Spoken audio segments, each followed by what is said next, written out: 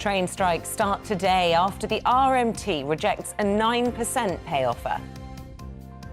Good morning. It's 6 o'clock on Tuesday, the 13th of December. This is Breakfast on GB News with Isabel, Webster and Martin Dorgan.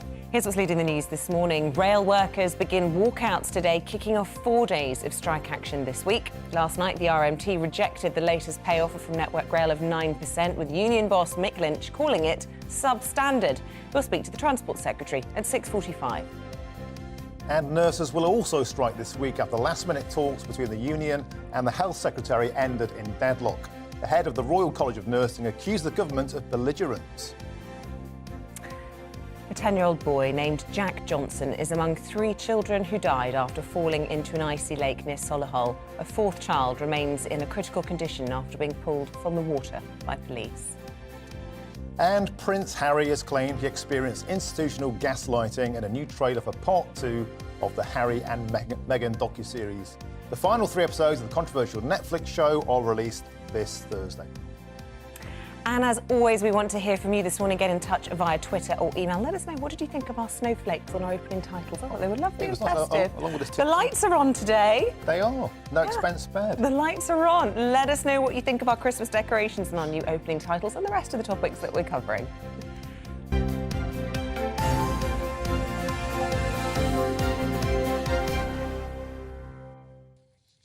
So to our top story this morning, train strikes will go ahead today, the first day after members of the RMT rejected the latest pay offer from Network Rail. Yes, the union boss, Mick Lynch, called the offer from Network Rail of a 5% pay rise this year and 4% next year substandard. Strikes will continue tomorrow and will also take place on Friday and Saturday of this week.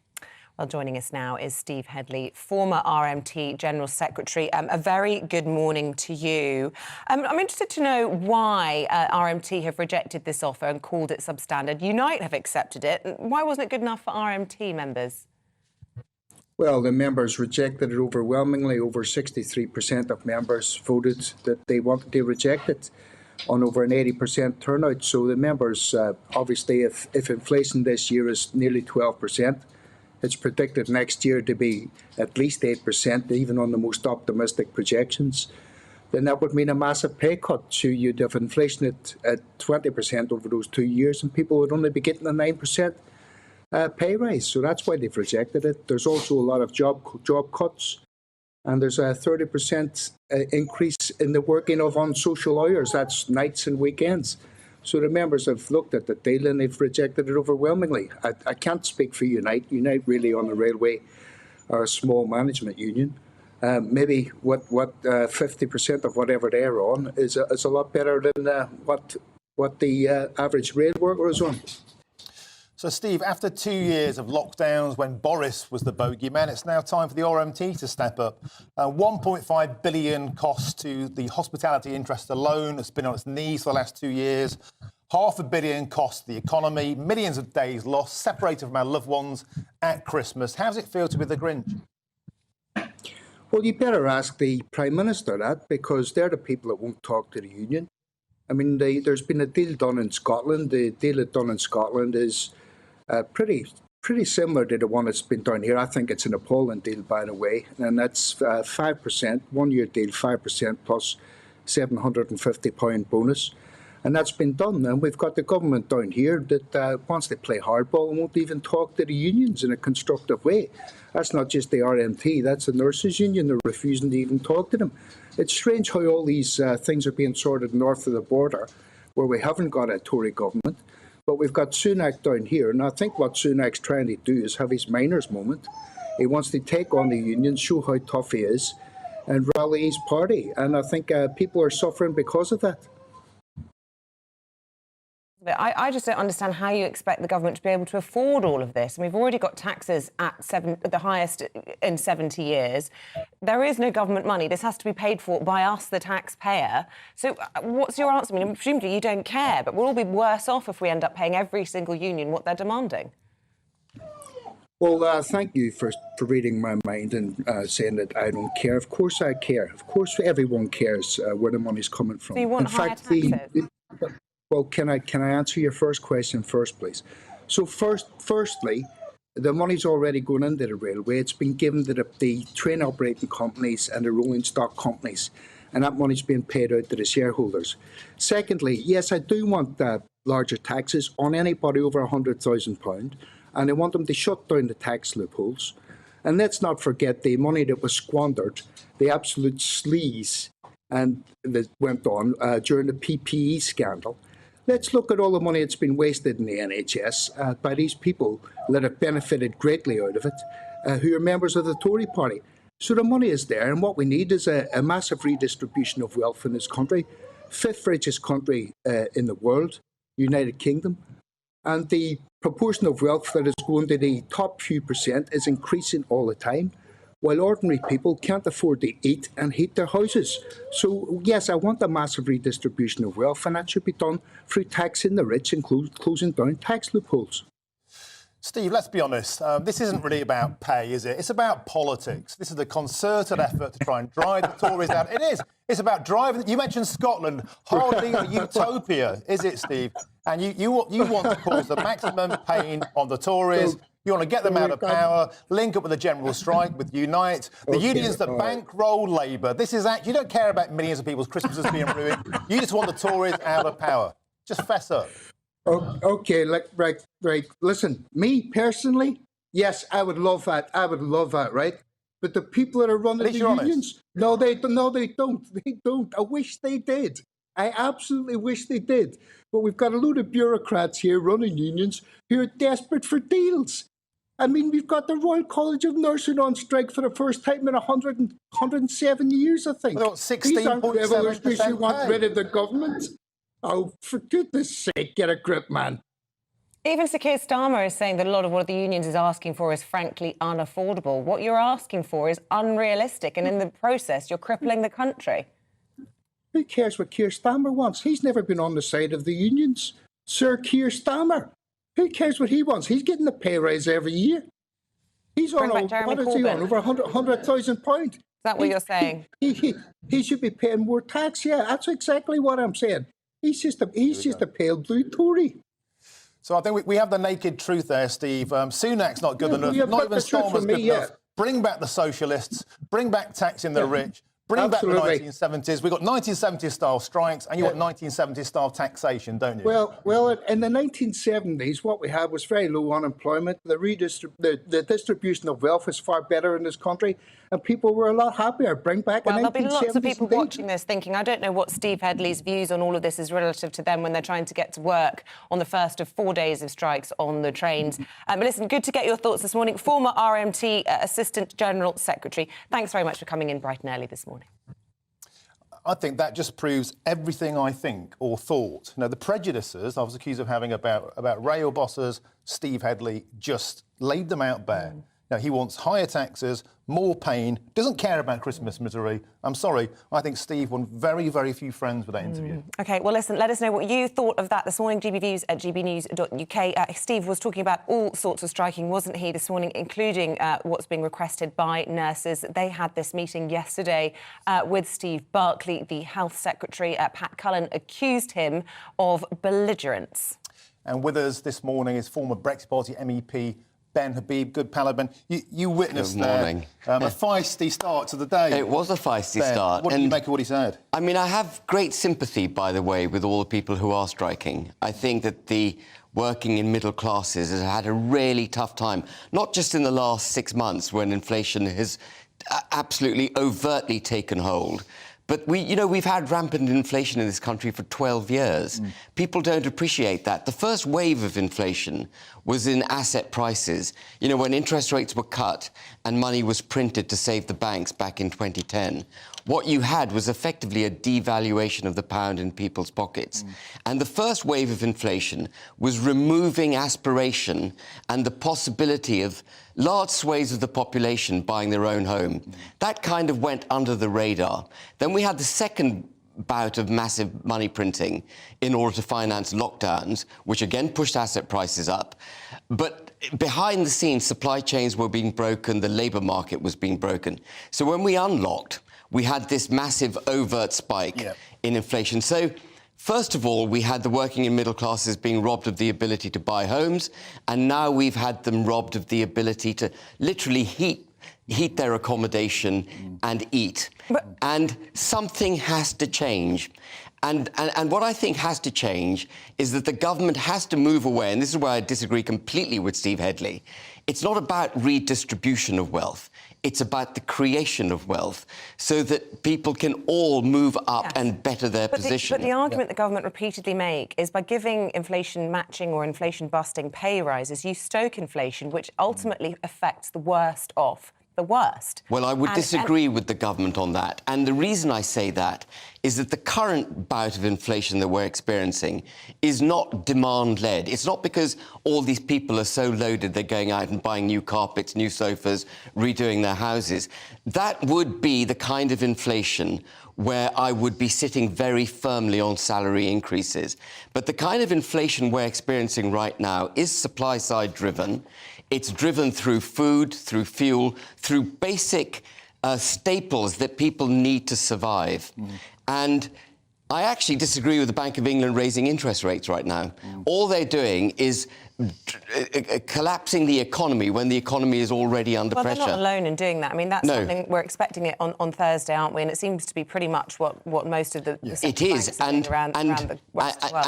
And that's a really important point. And the reason we're doing it is because the Federal Reserve is doing it. And if we didn't follow suit, we'd see the pound weaken dramatically and we'd have even worse inflation. But the sort of money that they're talking about here, the 17.6% pay rise for the Royal College of Nursing would cost £9 billion per year. And we know what would happen then, because that excludes doctors and dentists. Well, they'd come along with their begging bowl next to teachers, next to police, next to fire service, next to the army. This would never end if they caved in now, would it, Ben? No. What they had to do, I know it's like crying over spilt milk, what they had to do was get ahead of the problem. You know, we all saw inflation coming. This didn't hit us by surprise in September. Unions across the board were complaining about inflation back in April, May time. And there were threats of strikes coming in the autumn. Do you remember? Yeah. Teachers, lawyers, mail workers, rail workers. This is right across the UK economy. And so, yeah, the cost is going to be vast. But the cost, by the way, for the government is going to be vast whether or not they give pay rises. Because if they don't, what you're going to have is a further slowdown in the economy, more redundancies, more people on benefit, and the bill comes straight back to the taxpayer again. Where do you see this ending then? I mean, yesterday the talks ended without any even discussion of pay, apparently. And that's what the Health Secretary has insisted all along in these discussions with the nurses, that he will happily sit down, have a cup of tea, talk about working conditions, bonuses, anything they want to talk about, but will not give them an extra penny in terms, because he believes it's not his job as Health Secretary, taking the politics out of that negotiation. Yeah. Well, he's completely wrong that it's not his job. Right now, we're facing a crisis in the NHS, both in terms of its ability to function and the preparedness of its staff to work. And when you get those two massive juggernauts hitting up against each other, if the Secretary of State for Health isn't prepared to intervene, he should be dismissed as the Secretary of State. He can't rest on formalities and blame some kind of procedural issue for him not doing his job. If you were Health Secretary, then what would you do? What would you be paying? Well, right now, I'm afraid, look, the government was prepared to print £250 billion to save the banks. It was prepared to print £500 billion to lock us down. Right now, the government has to give in to some form of wage rise, and I'm afraid the bill will be big. And there's no way out of it. And the great shame here is that Rishi Sunak and Jeremy Hunt are wed to this wed to high taxation, high regulation, all the same things that got us the economy into trouble. They're wed to more of the same medicine. What they need to do is be bold, cut taxes on business. Didn't work for Liz Truss. It didn't work for Liz Truss because, again, the Bank of England didn't support her. Now, Ben, I'm as surprised as anybody to hear your inner socialist emerging. It's not inner socialist. This morning. It's not socialist. It's good economics. But listen, Ben, if the Tories play that game, they're just the Labour Party in disguise, aren't they? I mean, Can this end Martin, well for the Tories? the Tory party is socialist. Let's get, lockdowns, I don't want to digress hugely, but it is relevant. Lockdowns was the biggest socialist experiment in the history of mankind. Well, that's a huge debate. Not necessarily got time to get into that now. Yeah. But it is. But that's where this all starts. The current inflationary spike starts with lockdown. The breaking of the supply chains, the printing of money, the stopping of the economic But it seems machine. like your medicine is more of the same medicine that was to that problem. No, it isn't. Surely just kicks the can further down the road. No, it isn't. Future No, generations, what we have to do... Got a point. What we have to do is get growth back in the economy. And you do not engender growth by taxing your way out of this problem. They have to be bold enough to encourage the private sector. Right now, people are being pushed away from the job market into the benefit system where they can earn nearly as much money. Yep. People are disincentivised from working because taxes are too high.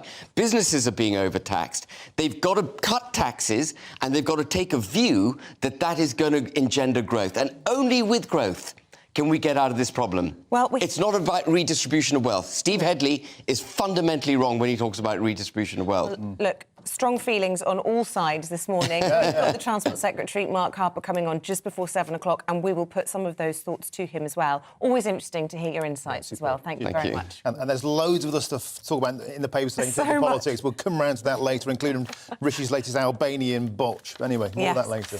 But you might have noticed it's been incredibly cold the last couple of days. The Met Office saying yesterday it was the coldest day in the UK since 2010. And the snow is likely here to stay as the cold snap continues. Well, joining us now is meteorologist John Hammond. Good morning, John. So, more of the same to come? Yeah, the cold will hold right the way through this week. I mean, several days, subsequent days. It's not so much the severity of the cold, although one or two places, as you say, have broken records. Scotland, as you say, had the coldest day since 2010. But it's just the longevity, isn't it? It's just dragging on and on and on, and that's it, sort of perpetuating the misery for some of us. No obvious sign of a dramatic change in the weather to something much milder as we run up to Christmas. There might be a little bit of a milder interlude early next week, but it will only be a day or so. And now it looks as if that cold will sweep back in again. So in terms of Christmas, and I don't want to get too far ahead of myself, there's absolutely no clear sign of whether it's going to be a white one or not. But most of us are concerned about the here and now, as you say. Many of us are well below freezing as I speak, typically around about -4, -5.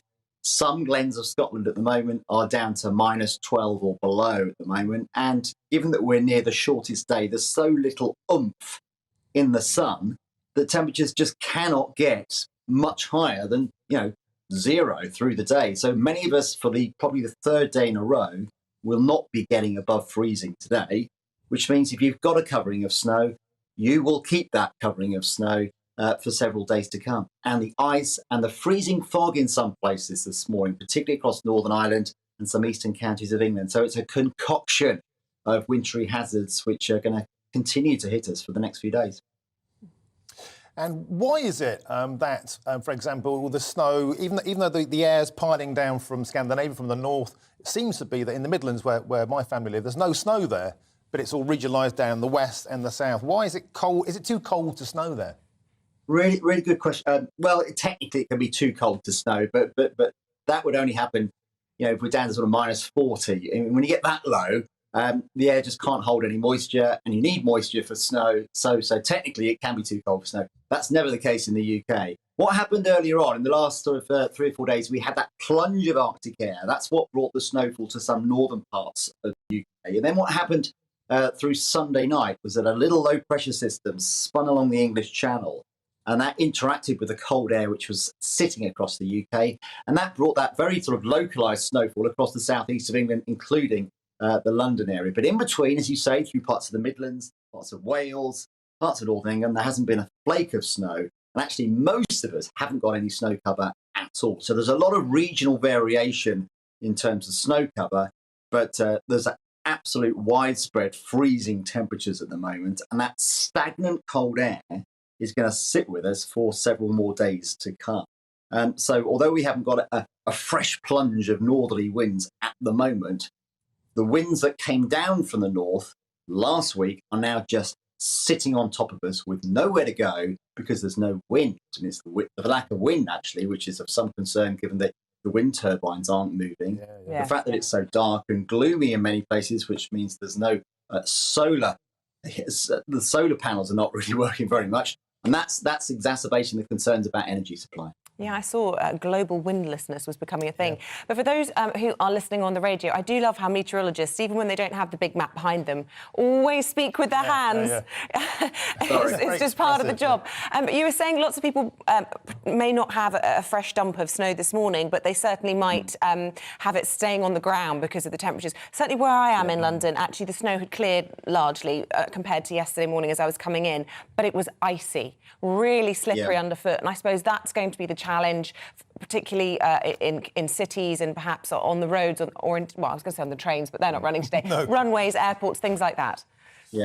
Yeah, I mean, right in the middle of towns, yes, there was a little bit of a thaw yesterday, but in a sense, you're making trouble because, as you say, that snow melts, it then becomes very wet, and then it refreezes again. So, yeah, the gritting teams are going to be using an awful lot of grit over the next few days. Let's hope they've got enough. Fresh snowfall. The next sign of sort of widespread fresh snowfall is probably at the weekend. At the weekend, it looks as though milder Atlantic air. There I am moving my hands again. Milder Atlantic air. We like it. We'll try to push in from the west. Now, that will bring a milder blip, shall we say. But as that introduces moisture into that cold air, we could well see a period of more widespread snow, probably on Sunday. Ooh. That is one to watch. And it's probably the more central and northern parts of the UK which will get worst hit by that. Now, as that mild air pushes in, much of that snow will turn back to rain. But I must stress that the latest computer model indications are that mild air will be swept away again early next week. And as we run up to Christmas, we look to the north once more for another plunge of very cold air. OK, you heard it here first. John Hammond, always good to hear from you and see those hands are waving. Thanks very much indeed. Thank you. Cheers.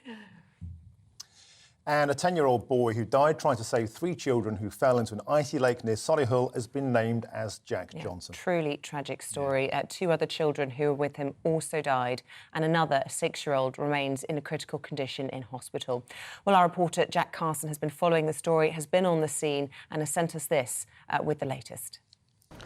Well, here this morning in Solihull, the police investigation continues after that press conference yesterday with Superintendent Richard Harris, where they said that although they didn't have any suspicions that there may still be people involved in this incident, possibly still in the lake, they were going to do everything and as much as possible to confirm that there wasn't. And so that operation is going to continue this morning. Of course, the other thing that we're looking out for is the condition of that 6-year-old boy who was involved in the incident and is the only one of the 4 who hasn't sadly passed away, but we still know that they're in a critical condition in hospital. So that's what we're waiting to hear updates from again this morning. But here overnight, last night, the community has really come together here in Solihull, bringing flowers, bringing candles, leaving messages. There are 3 glass angel baubles pinned to the tree here where tributes are being paid, and that really emphasises the devastation. The police are going to support the families and support schools locally to make sure that everyone has the support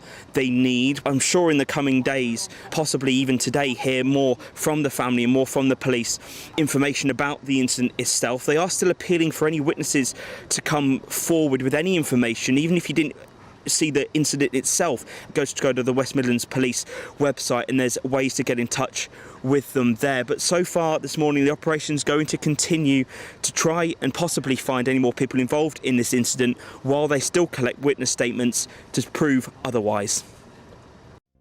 Jack Carson with the latest there. Absolutely horrendous story. And I have to say, I spent a lot of the day yesterday thinking about it, checking online for updates. It's really haunted me. Yeah, I got back and I spoke to my girl who had a day off yesterday, Dolly. She's 8. You know, she watched, and we had a really serious chat actually about the dangers of ice. Yeah, I did the same with my children. Yeah, it's really knocked me for 6, this story. Yeah, well, I think a lot of parents feel the same, and our hearts go out to all of the families affected. And Well, just saying prayers for that little 6-year-old, praying he pulls through. It sounds like they were all going through terrible cardiac arrests after going into that freezing water.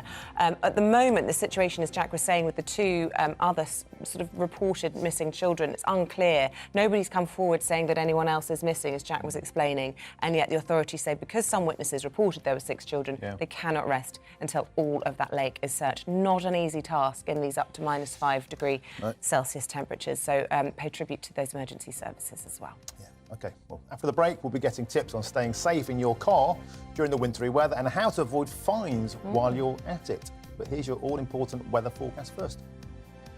Good morning, I'm Alex Deakin, and this is your latest weather update from the Met Office, who have issued yellow weather warnings for snow and ice and wintry conditions persisting today and indeed for the next few days. Low pressure systems surrounding the UK. We're keeping a close eye on this one, approaching the southwest. It could bring some snow in here through this evening and overnight. This morning, though, it's across northern Scotland where we've got snow coming in and a Met Office warning in place. Could be icy across the southeast where we had snow yesterday morning. It's mostly dry across the UK, quite misty and murky over parts of northern England, some fog here.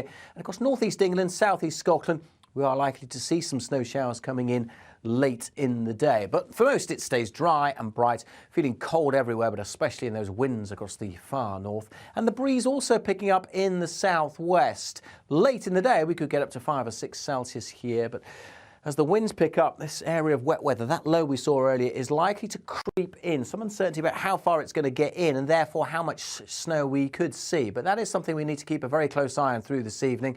The potential for a bit more snow for some. We'll certainly see more snow showers coming in across northeast England through the night and across northern Scotland, and wherever we've got showers or had showers, it could be icy with temperatures yet again below freezing, well below once more across where there's snow lying over parts of northern England and Scotland. Snow showers coming in on Wednesday still across the far north. Warning remains in place here.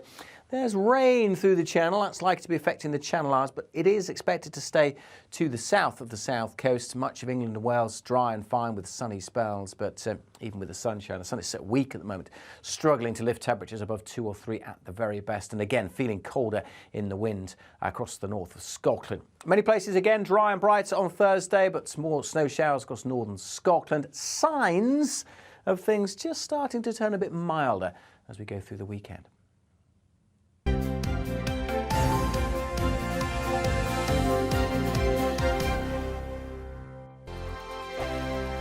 We are GB News, and we'd like to say thank you to each and every one of you for bringing us your conversations, for helping our great nation find its voice. We are here for you on radio, television, and online.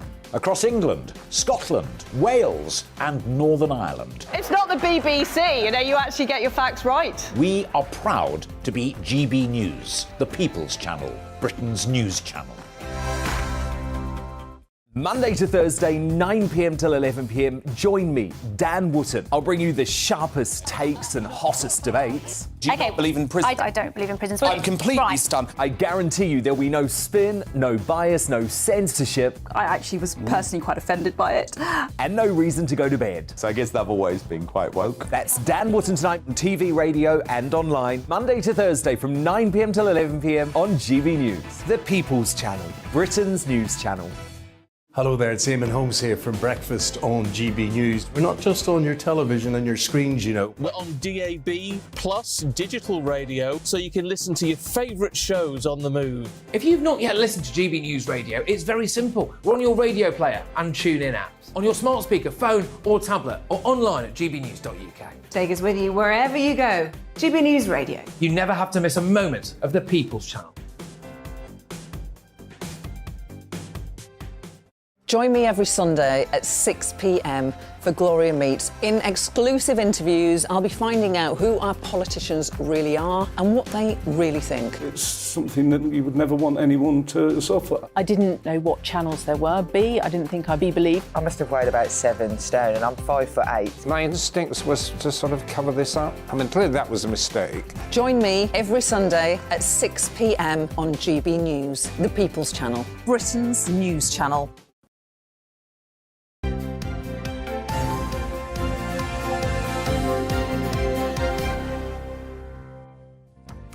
Welcome back. Still to come on the programme this morning. 6:45, we'll be speaking to the Transport Secretary, Mark Harper. That's as RMT begins striking today after rejecting the latest pay offer from Network Rail.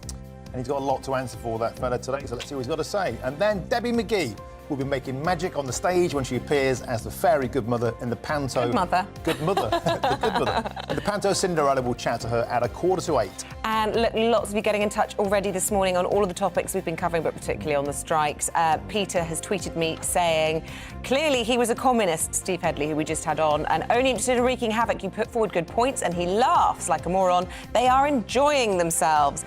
And Barbara says, how rude of that man to pretend to laugh uproariously whilst being interviewed. They often are a little bit rude in the interviews. The RMT. The thing about them is that on the one hand, I do admire their gumption, their single-mindedness, but I just don't think they really care about the public at this time of the year. But a lot of people disagree with me.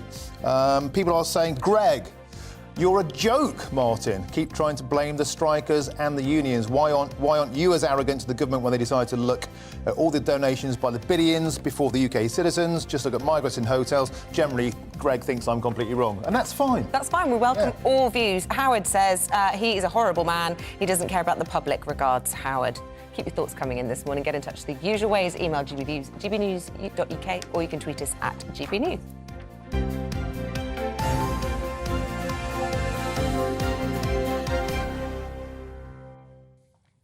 Well, not only are drivers dealing with tough driving conditions thanks to the snow hit in the UK, they could also face fines worth thousands of pounds. Apparently, not scraping the ice properly off your windscreen or removing snow from the roof of your car or indeed from the bonnet could result in fines from £40 to up to £10,000. Can't believe that. Anyway, we need to find out how to dodge these, and telling us how to do that is Stuart Masson, editorial director at The Car Expert. So I didn't know that. Snow on your roof could get you a tug from the police. It can do. If there's a lot of snow on your roof and it's falling off so that it's landing in the path of other cars, then, yeah, it can be creating a more dangerous road. So you could be fined.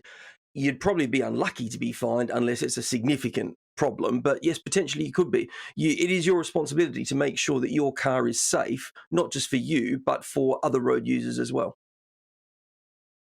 Scrape the ice off their windscreens. You see all sorts of techniques, don't you? Some of which are really not advisable. For example, I saw someone with a kettle pouring that on the windscreen. That can cause a cracked windscreen, which is also a hazard in and of itself.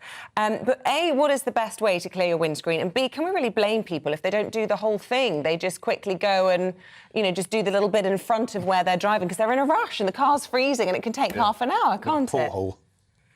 Look, it's 5 minutes, and the best way to do it is to get the scraper out and go around all of your windows, not just the little porthole in front of the driver, but all the way around all of your windows, front, rear, side, so that you can see what's coming and the other people can see you. And also your headlights and taillights are really important so that, again, you can see when it's darker and other people can see if they're behind you if you're hitting the brakes. Now, John, what about these characters that start their car and leave it running for 20 minutes outside on the pavement? You don't want to do that. For a start, if you're in London, there's every chance that you could walk off for a couple of minutes or go to get a cup of tea and someone will jump in and nick your car and you're not insured. If you've left your keys in your car and the engine running and someone takes your car, your insurance will not pay out. And what about fog lights? Because some people seem to have them on 24 hours a day, even in the summer, and some people never seem to use them at all. Like, when do you actually switch them on? And don't say when it's foggy. The whole point of fog lights is that they're set down low so that they can cut underneath the fog that sits above the ground. So if your visibility is being reduced by the weather, then certainly having the lower down fog lights at the front and the higher visibility fog light at the rear helps you to see sort of under the fog and help people behind you to see you. But if your visibility is okay, you don't need those lights. When I was a very young, newly qualified driver, there was a bit of mild fog near where my parents lived, and I hadn't identified where my fog lights were on the dashboard, and I got pulled over by the police because my fog lights weren't on. Right. And I said to the police, I don't know where they are, I'm really sorry. And he was really nice, but he did say to me, it's your responsibility, you need to know where your fog lights are. But I do believe that is a common problem, that people go, sugar, it's really foggy, but I can't quite work out, and then they start, and that in itself, again, becomes a hazard. Yeah, people, when the weather turns terrible as it is, start to panic, start to stress, and what you need to just do is just relax. if you need to pull over, make sure you know where your lights are. But when you're driving, be really gentle on your controls. Be gentle on the brakes. Be gentle on the accelerator. If you stomp on the brakes, all that's likely to happen is that you'll lock up and slide into an accident. If you stomp on the accelerator, you'll just spin your wheels and lose control of your car. So it's all about being very, very gentle. Take a bit more time than normal. Leave a bit more space than normal to other cars. So if you watch that car there, it's just sliding because the wheels aren't steering. You're just sliding down a hill into somebody else. It's all a matter of leaving as much space as you can. And of course, if you don't need to drive, and we've found out in the last 2 years, people can have meetings from home a lot more easily than they used to. I'm at home right now. If you can avoid driving in weather like this, then that's the best option of all. And presumably, John, it's not a good idea to get out of your car while it's actually in the act of being shunted, like that lady did there. It might be safer to stay inside. Well, I don't know. It's 6 of one and half a dozen of the other, isn't it?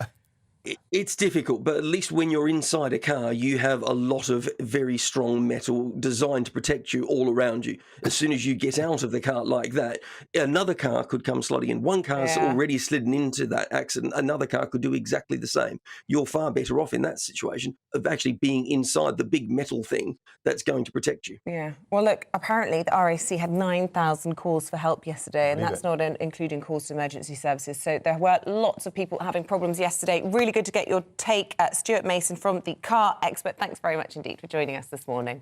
OK, well, after the break, we'll be going through the papers with Emily Carver and Norman Baker. See you soon.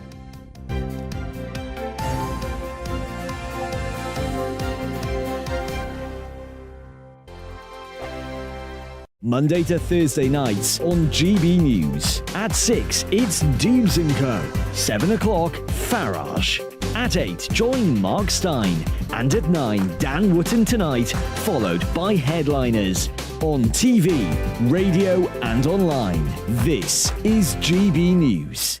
We are GB News, the People's Channel. Why not take us home with you by visiting the GB News shop at gbnews.store. You'll find all the official merchandise, a really good present actually for yourself, your friends or your family. We ship across the UK mainland at no extra cost. GB News, the People's Channel.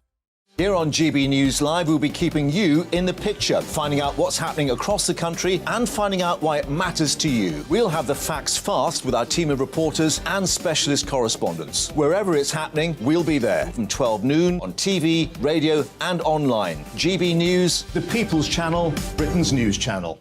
Monday to Thursday on GB News, it's Bev Turner Today from 10 a.m. We're going to be here for you, our GB News family, to keep you up to date, but also make you smile. The guy went from puberty to adultery. And I can't wait to bring a few of my own opinions. I have no time for cultural totalitarianism. We'll engage in passionate, but always polite debate, with your thoughts and opinions at the centre of it all. Only on GB News, the People's Channel, Britain's news channel. Hi there, it's Stephen and Anne. At breakfast from 6 a.m, you'll always be caught up with everything you need to know, the latest headlines, opinions and debates. We'll bring you the good news and the bad, but most of all, we're here for you. Remember, send in your views and let us know what you would like us to talk about. That's because we're your news channel. And every morning at 6 a.m, it's breakfast on GB News.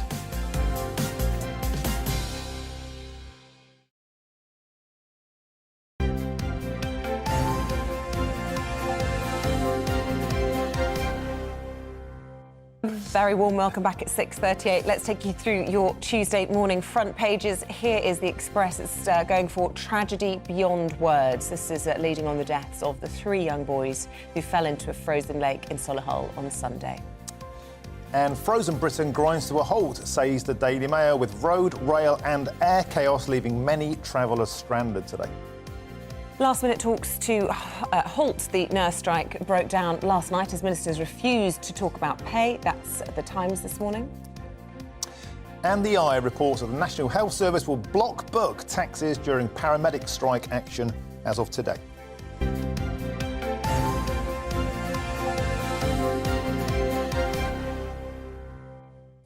OK, let's let's go inside the papers now. Joining us to do that with us is the former Liberal Democrat Minister Norma Baker and the Conservative Home columnist Emily Carver. And you might notice we have all come in some sort of Christmas theme this evening. Both of our paper reviewers, they didn't collaborate. But up for discussion, dear viewers, and if you're on the radio, you won't be able to join in this little bit. Martin is adamant that this suit is bottle green, which is the colour of my blouse. It is. Norman it is and I both think it is blue. Emily thinks it is green. It is green. So I'm afraid 100% it's not green. It's a very dark bottle. It's blue. Yeah. Anyway, let us know at home what you think, where you stand on the all-important issue of the day. Meanwhile, we'll crack on with the papers. You've gone with the front of the Times, Norman, and this is on the ambulance workers' strike. Yes, which is very concerning, of course, because we're going to have people who suffer as a consequence of this strike, undoubtedly. We've got the army being brought in, apparently, which is not terribly popular with some of the armed forces who think that their role is to support the emergency services during crisis, but not to replace them during strikes, which makes them a political arm of the government in a sense. And also the fact, from a health point of view, that these days ambulances are part of the treatment. They're staffed by paramedics, they've got specialist equipment on board, and, you know, with the best will in the world, the Army has got, I believe, 40 trained paramedics only for the whole country. And the idea of people being taken by untrained people who are just drivers, effectively, and also, by the way, taxi drivers, it seems, by the front page of the Eye, seems to me that there's a whole period of treatment going to be missed out. And, of course, when they get to the hospital, there's a big queue because they have to wait outside. So, you know, effectively, this is going to reduce people's health treatment. Well, Tobias Ellwood, who's chair of the Defence Committee, said yesterday that the demands on the armed forces were unprecedented and presenting a huge burden. He was very concerned, not least because a lot of them are actually on lower pay than the ambulance drivers or indeed the nurses or whoever it might be. That's a really good point, because the army officers, the army staff took a 3% pay rise, whereas the paramedics rejected a 4% pay rise. Emily, coming to you, how much... It might get to an extraordinary situation where the soldiers do want to ballot for strike, although I don't believe they're allowed to, at least on paper. They're probably not. But do you think in the course of public opinion... We were talking yesterday about when people start dying because they can't get an ambulance or an operation is cancelled, do you think the public mood is going to shift against these strikes? I don't know, because the anger could just be channelled towards the government, which I think it will be, because people look at this and they see that basic functions aren't working in our country. And the railway strikes, then the nurses' strikes, the ambulance strikes, civil servants balloting for strike. It does appear that we're in some kind of crisis. And I'm not sure soldiers are the answer. I mean, the Telegraph with taxis may be used as ambulances in strikes. I mean, that's quite extraordinary, isn't it? That already goes on in quite a lot of places. They're also getting kids to school. Emily, I want to dash on if I can to this next story, because it's one that I'm really passionate about. You mentioned it earlier, Isabel. We're currently windless at Christmas. That's unusual at Christmas. The wind turbines aren't functioning. Also, we have no solar energy, obviously. And so we are having to rely on fossil fuels, Emily.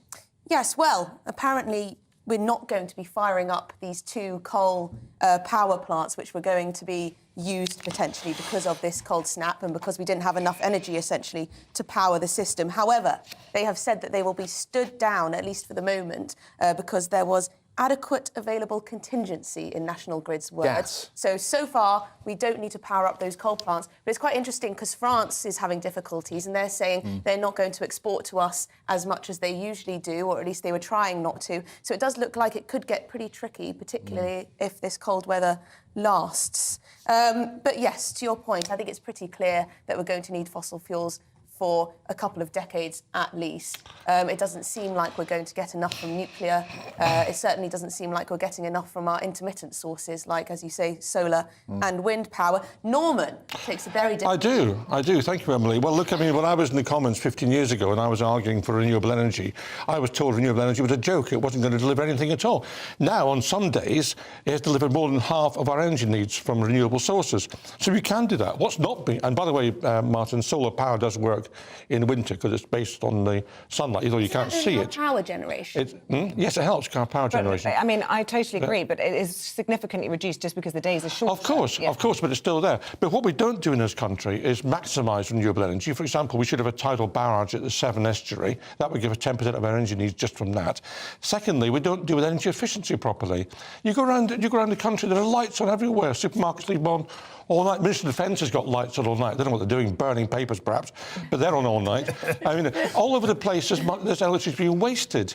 Escalators running when there's nobody on them. Presumably the MOD runs a 24-hour operation because there's threats from all around the world. I was being facetious. No, I know, and I'm being facetious back. But the question, will we ever be able to live without fossil fuels? And it's not on the list, but I do just want to draw attention to this story on the front of The Guardian, which says that researchers have reportedly made a breakthrough in the quest to unlock a near-limitless, safe, clean source of energy where they get more energy out than they actually put in. This is through nuclear fusion. Yeah. And I think that's quite exciting. It is exciting. I'll have to say we've been investigating that at Culham in Oxfordshire for about 30, 40 years. It's full of white-coated boffins, sort of people who used to appear in the Avengers episodes, who are down there in Culham doing this stuff.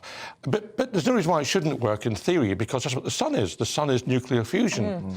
So you can get more out than you put in. And unlike nuclear fission, it doesn't have the detrimental side effects. It's actually much safer, ultimately, and doesn't produce the waste. So I certainly think it's worth investing in. And if they have cracked it in America, that's great news. Yeah, and just talking about nuclear waste, sorry, really quickly, and we've got to take a break. A really interesting story that I spotted popped out last week was about sending nuclear waste as a form of energy to send rockets into space. There's all these amazing advances being made. Yes. And that in itself helps with mining There's a danger certain there. minerals, which can help with energy crises. The danger with that is that something goes wrong on the launch pad. That's why it hasn't been done. Yeah, interesting. Look, we could talk more about all of that, but we need to take a very quick break because we have to also make time for the Transport Secretary, Mark Harper, who's going to be here very soon. We'll be back with more papers after this.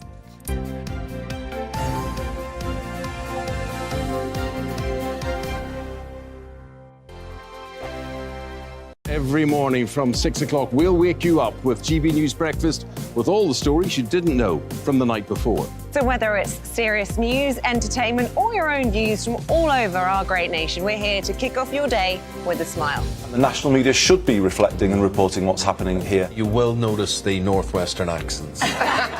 Whether you're with us on TV, radio, or online, every morning, it's breakfast from 6 a.m. Hope you can join us. We are GB News, right across the nation. You can get us on television, on radio, on digital. We're absolutely everywhere. Amazing! You see, amazing! You remind me of me in the European Parliament. But here's the most important bit. We are not part of the mainstream establishment. We think and speak just like you do. We are the People's Channel. Magnificent. That's really, really thoughtful. Come and join us on GB News, the People's News Channel.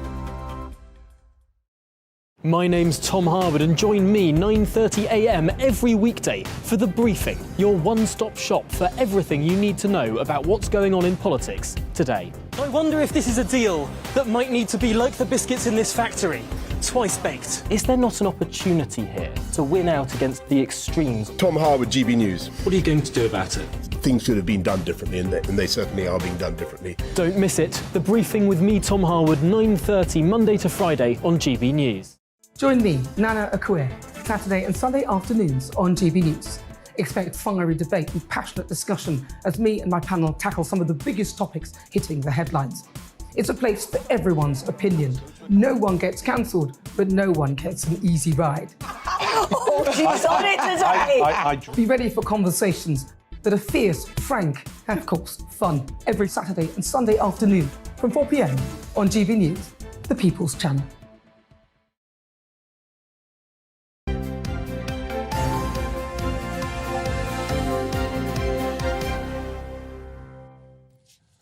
Well, welcome back. We continue to go through the papers today with Emily Carver and former Liberal Democrat Minister Norman Baker. Now, Emily, coming straight to you. A story in the front of the Telegraph caught your eye, caught my eye too. Rishi Sunak says he's fast-tracking the deportation of Albanians. Do we believe him? Well, I hope so. And I think potential Tory voters would too. Yes, he's going to announce, apparently, an immigration deal with Albania as soon as today, which would speed up deportations to Albania. Now, the idea is that they'd put Albania on a par with other safe European nations to say that actually you're not fleeing war and you can be deported far quicker. They're also having a look at these modern slavery laws, which have been abused by some Albanians who are crossing the channel. Now, if they can sort this, that will be a big boost to the Conservatives. But again, it's so difficult with the human rights lawyers who always have some kind of contention, who always say something about whatever the government seems to try to do. The Rwanda scheme seems to have gone a bit quiet. But if at least they can sort out the Albanian issue, then that will be a... Well, it's worth pointing out that all Sunak is doing is bringing Britain into parity with lots of other EU member states. This isn't an extreme position to take. No, it shouldn't be an outrage, and you would have hoped that this would...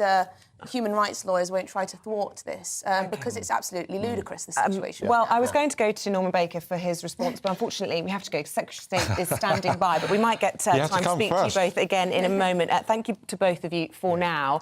But let's go straight away to the Transport Secretary, Mark Harper, who joins us from Westminster this morning. A very good morning to you. A tough job for you today, trying to sell this strike, or explain this strike at least, to the working public. A lot of people will think that Mick Lynch is frankly making a fool of you. No, not at all. Well, look, we've been very clear. When I took this job, I was very clear I wanted to do my part in trying to make sure we could get a fair and reasonable offer that's been put forward, and that's exactly what's happened. So all of the rail employees have had a fair and reasonable offer, which I think your viewers will look at and think is very reasonable. One of the unions accepted that offer, so Unite Workers have accepted it. The TSSA have recommended acceptance and will get their ballot result later this week. But the RMT have refused to do so, and I would call on them to look again at this offer and accept it. And it's interesting, in their ballot yesterday, only just over half of their workforce actually rejected it. Almost 40% of their workforce, even with a very clear instruction from their union leadership, actually voted in favour of it. So I think the tide is turning on people seeing that the offers we've made are reasonable, taking into account both the travelling public but also the interests of taxpayers. Well, Mr Barclay, earlier this morning we had former RMT General Secretary Steve Headley on here, and we put it to him that this wasn't about the public, it wasn't even about pay, it's about politics. And he basically laughed and tended to agree. This is actually about trying to inflict maximum damage on the Tory party at Christmas and to hell with the public. Well, look, that might be what... I don't know what the union's motivations are, but all I can say is they've had a reasonable offer. I think most people would consider it was reasonable. We obviously want to make sure we can deliver reform. That is also important for getting a sustainable railway. The railway's had a significant amount of taxpayer support over the last few years. And I think most people have considered they've had a reasonable offer, and I hope very much they accept it. The damage is done for this week, the strikes are taking place, and even if they were called off, damage has been inflicted on the hospitality industry, on people wanting to get to work, key workers, and it's completely unnecessary. People have had a reasonable deal. I made sure that there was a reasonable deal for the trade unions to consider. Some have accepted it, and I think it's time the RNT reconsidered, went back to the negotiating table and accepted the very fair offer that's on the table. Well, Secretary of State, I think that's the fourth or fifth time you've used the word reasonable, and we've certainly heard it being used by Rishi Sunak. It's certainly the message the government wants to push out. And yet yesterday, when the Royal College of Nursing were invited to sit down with the Secretary of State for Health, they came out describing him as belligerent, refusing to even discuss pay. Now, that doesn't sound like a good way to deal with this crisis, does it? Especially when you have a Cobra meeting. We've got Oliver Dowden coming out and saying ministers are straining every sinew. It sounds like Steve Barclay's just sitting down offering tea. That's not very reasonable. Not at all. The Health Secretary yet again yesterday met the Royal College of Nursing. He's done that on a number of occasions. He listened very carefully to their arguments on a range of issues, but he also made it very clear that in the health service there's an independent pay review body. Yes, and that advice was given before the cost of... And the government, and we've... If I may interject, that advice from the Independent Pay Review Board was set before the war in Ukraine, the huge extortionate cost of living crisis that is affecting some of the worst paid in our society, who are our nurses.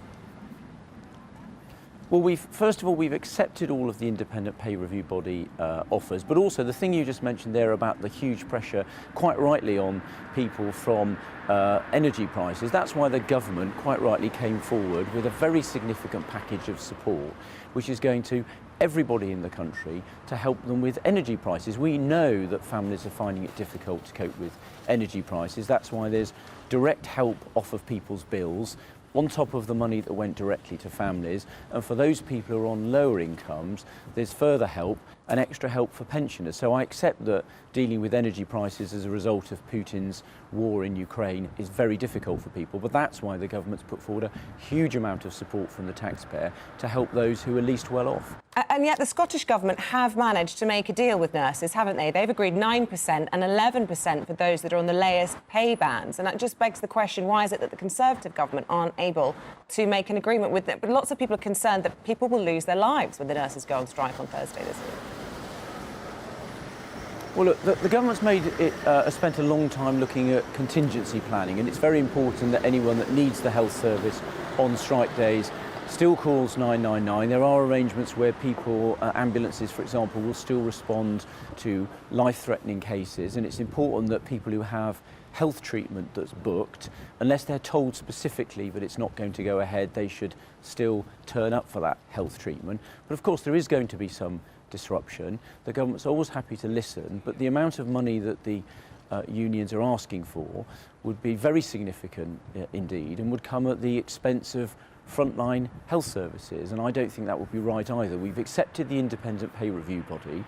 We value hugely what nurses do, which is why last year, when there was a pay freeze in the wider public sector, we made sure that nurses got a pay rise, because we do value them, but we also have to make sure that any rises that are given out are affordable for the taxpayer and won't take money away from frontline patient care.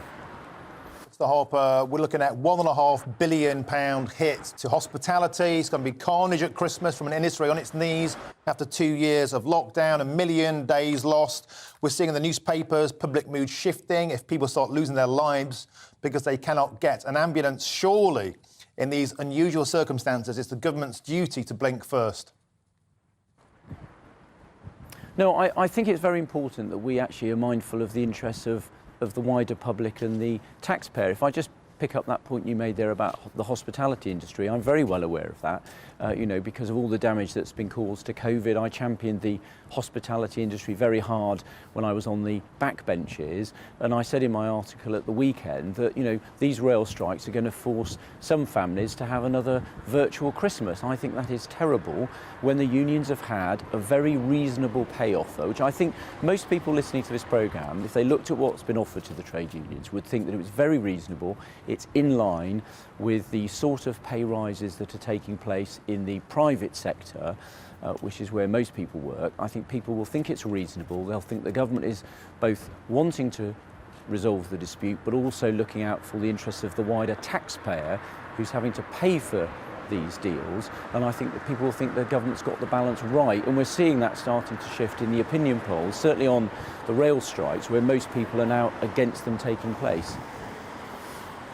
Looking out for the public in all of this and being custodians of the public purse and trying to put the taxpayers first, why don't you push through with these tough new laws that Rishi Sunak keeps talking about, putting limits on these disruptive strikes? It seems to be dither and delay when it comes to that.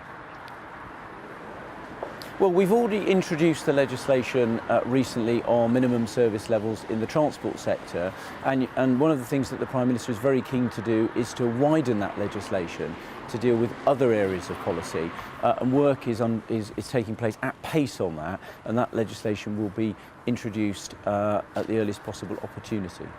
Okay. But of course, it's not going to. Sorry, go on. Did you want another question? No, I'm good. We'll let you go. That's very good to talk to you, Secretary of State for Transport, Mark Harper. Thank you. And I know it's -3 degrees out there. We really appreciate you standing out in the cold for us. That's all right. Thanks very much indeed. Not at all. Thanks very much. Let's get a quick bit of reaction from our panel. Norman, I cut you off just before that interview, so you go first. What did you make of him this morning? Cut off, it's all right. Look, I mean, the thing was that the stories in the papers, which seem to be well sourced, were that the rail workers were offered 10% across 2 years from the employers, and were going to accept that. And then the Treasury intervened to say, no, you can't offer that. And at the last minute, the government threw in the demand that we have more driver-only operation on trains. I support that as a concept, but you can't throw it in the last minute in negotiations and expect the RMT to just swallow it. So I think there has been mishandled to some extent by the government. I think the Treasury is behind the scenes pulling the strings. Mark Harper's a decent guy, but he's not in control of the negotiations. So, you know, of course there is a deal to be done. But the government's also asking, quite rightly in my view, for substantial changes to terms and conditions for the railway workers. But the deal should be that in return for those changes to conditions which will be adverse for the industry and the people who work in them, they should give them a decent pay rise. And 10%, I think, if they got that 10% offer from the employers before on the table, they would have accepted that. But it's been cut back by the Treasury. OK, Emily, quick to you. I mean, that just seems like a longer Mexican standoff, more carnage at Christmas. This isn't going to end anytime soon, is it? No, it doesn't look like it. And I agree with Norman in terms of if the government are putting barriers in this negotiation, that's not a good position to be in, and they certainly won't have support to bring in more strict legislation on strike action, minimum service agreements and so on if they're not seen to be competent negotiators. They're in a bit of a sticky situation. Yeah. Do you make a distinction between the train strikes and the nursing strikes? A lot of the public feel very differently about the two. Well, I think there's sympathy for the strikers in a higher level than I would have anticipated, actually, right across the board, whether it's postal workers or anyone else. What I would say is that you raised a very good question, Isabel, about Mark Harper, about the independent peer review body recommending an increase way before inflation took off, way before Ukraine and everything else. And the issue there is, if inflation was now to drop suddenly, and the pay body referred now, would the government then seek to give the nurses a huge increase if inflation is going down? I think not. Yeah, you may well be right. Norman Baker, Emily Carper, we have to leave it there. Thank you both for going through the papers. We'll have more from both of them just after 7:30.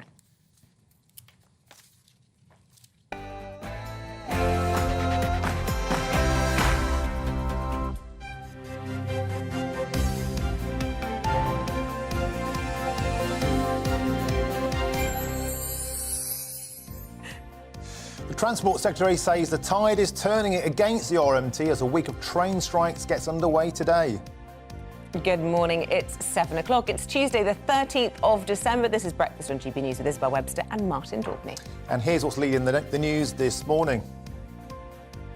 Rail workers begin walkouts today, kicking off 4 days of strike action this week. Last night, the RMT rejected the latest pay offer from Network Rail of 9%, with union boss Mick Lynch calling it substandard.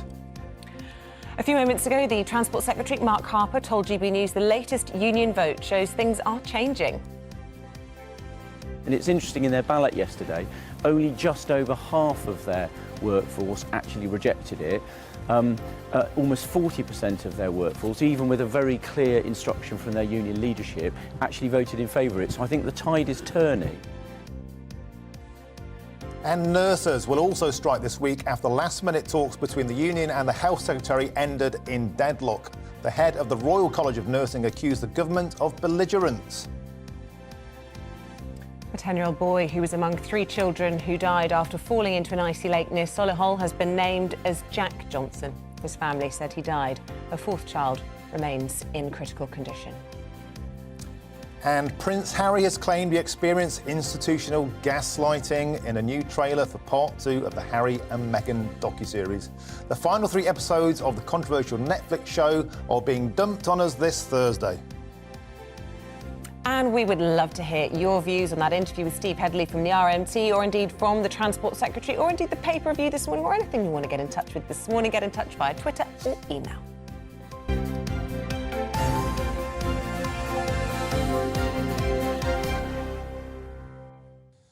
So to our top story this morning, train strikes will go ahead from today after members of the RMT rejected the latest pay offer from Network Rail. The union boss, Mick Lynch, called the offer from Network Rail of a 5% pay rise this year and 4% next year substandard. Strikes will continue tomorrow and will also take place on Friday and Saturday of this week. Well, in the last few minutes, the Transport Secretary, Mark Harper, spoke to us and had this to say. When I took this job, I was very clear I wanted to do my part in trying to make sure we could get a fair and reasonable offer that's been put forward, and that's exactly what's happened. So all of the rail employees have had a fair and reasonable offer, which I think your viewers will look at and think is very reasonable. One of the unions accepted that offer, so Unite Workers have accepted it. The TSSA have recommended acceptance and will get their ballot result later this week. But the RMT have refused to do so, and I would call on them to look again at this offer and accept it. And it's interesting, in their ballot yesterday, only just over half of their workforce actually rejected it. Almost 40% of their workforce, even with a very clear instruction from their union leadership, actually voted in favour of it. So I think the tide is turning on people seeing that the offers we've made are reasonable, taking into account both the travelling public but also the interests of taxpayers. And joining us now is Theo Chikomba, GB News national reporter, who's at King's Cross Station. Good morning. So what's been the reaction from commuters this morning? They're on, Tony. Good morning. Yes, another frustrating. Yes, good morning. It's another frustrating day for commuters. We met one guy just as we pulled up here, and he was saying, "I finished work at around 5 this morning, and I've got to wait until 7:30 to get the train back home." So he's saying, "What's going on? Something needs to be done to be sorted out." But in terms of what's happening today, we're going to be seeing RMT union members here at King's Cross in less than an hour or so, and they'll be here throughout the day in these freezing cold temperatures to make a point that they want to see better pay and conditions in their industry. Now, in terms of RMT themselves, they're involved in two negotiating battles at the moment, one with Network Rail, which represent 20,000 signallers and maintenance workers, and also the other one is the Rail Delivery Group, where it represents 20,000 workers at 14 train companies. Now, in terms of Network Rail themselves, you mentioned it just a few seconds ago, they are offering 4% pay rise in 2023, and then next year they're offering a 5% pay rise. So it's a difficult time. The government yesterday had a COBRA meeting talking about their contingency plans, but of course we heard from other union bosses saying we don't want contingency plans to come in place. What we want is a sitting down meeting where we can properly hash it out and get a deal for our workers to improve pay and conditions. OK, Theo, thanks very much indeed. Well, from King's Cross, let's go to Euston now. We can speak to the travel expert, Simon Calder. A very good morning to you, Simon. You get about, don't you? Heathrow yesterday, Euston this morning. I don't know how you managed to do it. What's it like where you are? Well, things are actually going to be starting up in, the first train at 7:28 this morning. There's a train to Glasgow Central at 8:30 tonight, this morning.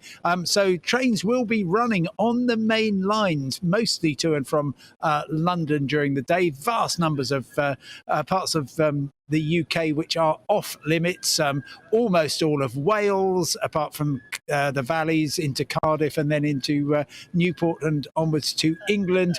Nothing running north of Cowdenbeath in Fife in Scotland, and there won't be until next Sunday.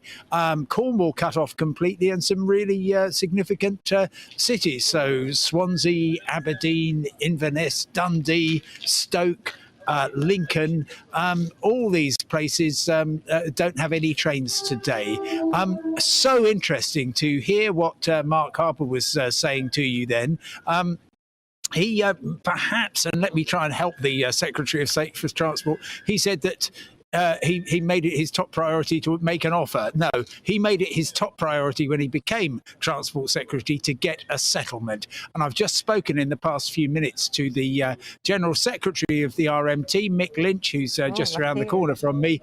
And he says, actually, he blames Grant Shapps, who was Secretary of State for Transport, too. So he, of course, has been involved in the rail dispute in his previous job. He's now the business secretary, and Mick Lynch said that Grant Shapps was actually blocking a settlement. And it was also, it's most certainly the case that there was a relatively narrow victory in favour of the Network Rail settlement, but the one which Theo explained about with the train operators, that's still as far apart as ever. Meanwhile, poor old commuters. My goodness me, it's another miserable day. And just along the road from here at Marylebone Station, well, if you missed the 7 minutes past 11 last night from Marylebone on Chiltern Railways to Birmingham, you've got to wait another 4 weeks. They've just said, we're not going to run any trains north of Banbury until the new year, until this current round of industrial action is underway. Just a reminder, today, tomorrow, bit of a respite day on Thursday, but still widespread disruption. Then Friday and Saturday, and then soon we'll be into those festive engineering works. And when they end on the 2nd of January, the strikes pick up again on the 3rd of January. So, Simon, that's the update across the rails. That's comprehensive as ever. What about the airports? We just talked to Isabel. Some people waiting as long as 30 hours at Stansted. Is it still carnage at the airports? Oh, sure, yeah, and we've got more cancellations today, I'm afraid. I'm counting 65 short-haul domestic and European cancellations. Largest number of those is British Airways to and from London Heathrow. Also, still a number of cancellations this morning, fresh ones on Ryanair from Stansted. Wizz Air at Luton has got a few cancellations, and London City isn't looking too clever either. So we've got through most of the winter weather disruption. But now it's really just a case of planes, pilots, everyone else being out of position. And yes, the roads are also going to be tough today because of the very low temperatures. But hopefully we are slightly beyond the chaos that was unfolding yesterday. Well, don't get too excited. We spoke to a meteorologist, Simon, who said there's more heavy snow possibly coming on Sunday. So brace. Good to get your updates. Thanks very much, Simon. Keep warm. Thank you, Simon. Thank you. OK, well, joining us now in the studio is Ben Habib. Ben, can we get reaction to you from that? Because you were piping up there when it was laid by Mick Lynch at the door of Grant Shapps. They had time to plan and didn't. That was really interesting for me because I've always felt the government needed to get ahead of this problem. You know, when it first raised its head, they needed to be sympathetic to the problem and they needed to address it. And it's so interesting that Mick Lynch goes back to Grant Shapps. Yeah. You know, who was in office then, not to the current, not to Mark Harper, but to Grant Shapps. And I'm afraid he's probably right. You know, I had huge sympathy for the RMT back in the summer because I could see over 12 years of Conservative Party government, they had suffered a real wage reduction of around 25%. Now that's more like 30% with the increase in inflation. And if Grant Shapps had got ahead of the problem, demands now wouldn't be being made, and he would have got a much better settlement for the taxpayer. As it is, people are now in their silos, inflation's taken root, the problem's much worse. And Mick Lynch, of course, is emboldened by the fact that other public sector workers are now on strike. It was the RMT that was first out of the traps, if you like, but he's now joined by nurses, by mail workers, by the legal profession, teachers and everyone. Well, you can't blame the situation with nursing on Grant Shapps. No, I'm not. I'm just saying that, you know, the RMT now will be being emboldened by the plethora of strikes but let's talk about the nurses' strikes. This happens on Thursday. I don't know about you. I think a lot of people make a distinction between the rail strikers and seeing nurses, many of them for the first time. I think for the RCS, it's the first time. And me too, by the way. Couldn't agree more. Yeah. So, look, it's a worrying time. Lots of people have loved ones in hospitals. Lots of people really want nurses to be on the wards where they belong. And yet the Health Secretary yesterday saying, I'm happy to talk to you, but I will not talk about pay. Yeah, and he's completely wrong. This is the first time, as you rightly said, that the Royal College of Nurses have called a strike. In their history, you know, something has gone very wrong. And I remember during lockdown when we were all, you know, encouraged to go out on our front doorsteps and clap nurses, which I never did, by the way.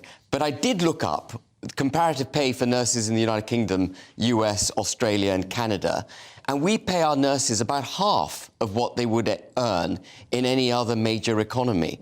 And that's not a tenable situation. You know, the average nurse gets a wage of around $35,000 a year. That's only barely above the average wage across the United Kingdom. And these people have to go through huge amounts of training and commitment. And, you know, their job is phenomenally demanding. Yeah, but you complained a lot, and I think rightly, about the 500 billion that we chucked into lockdown.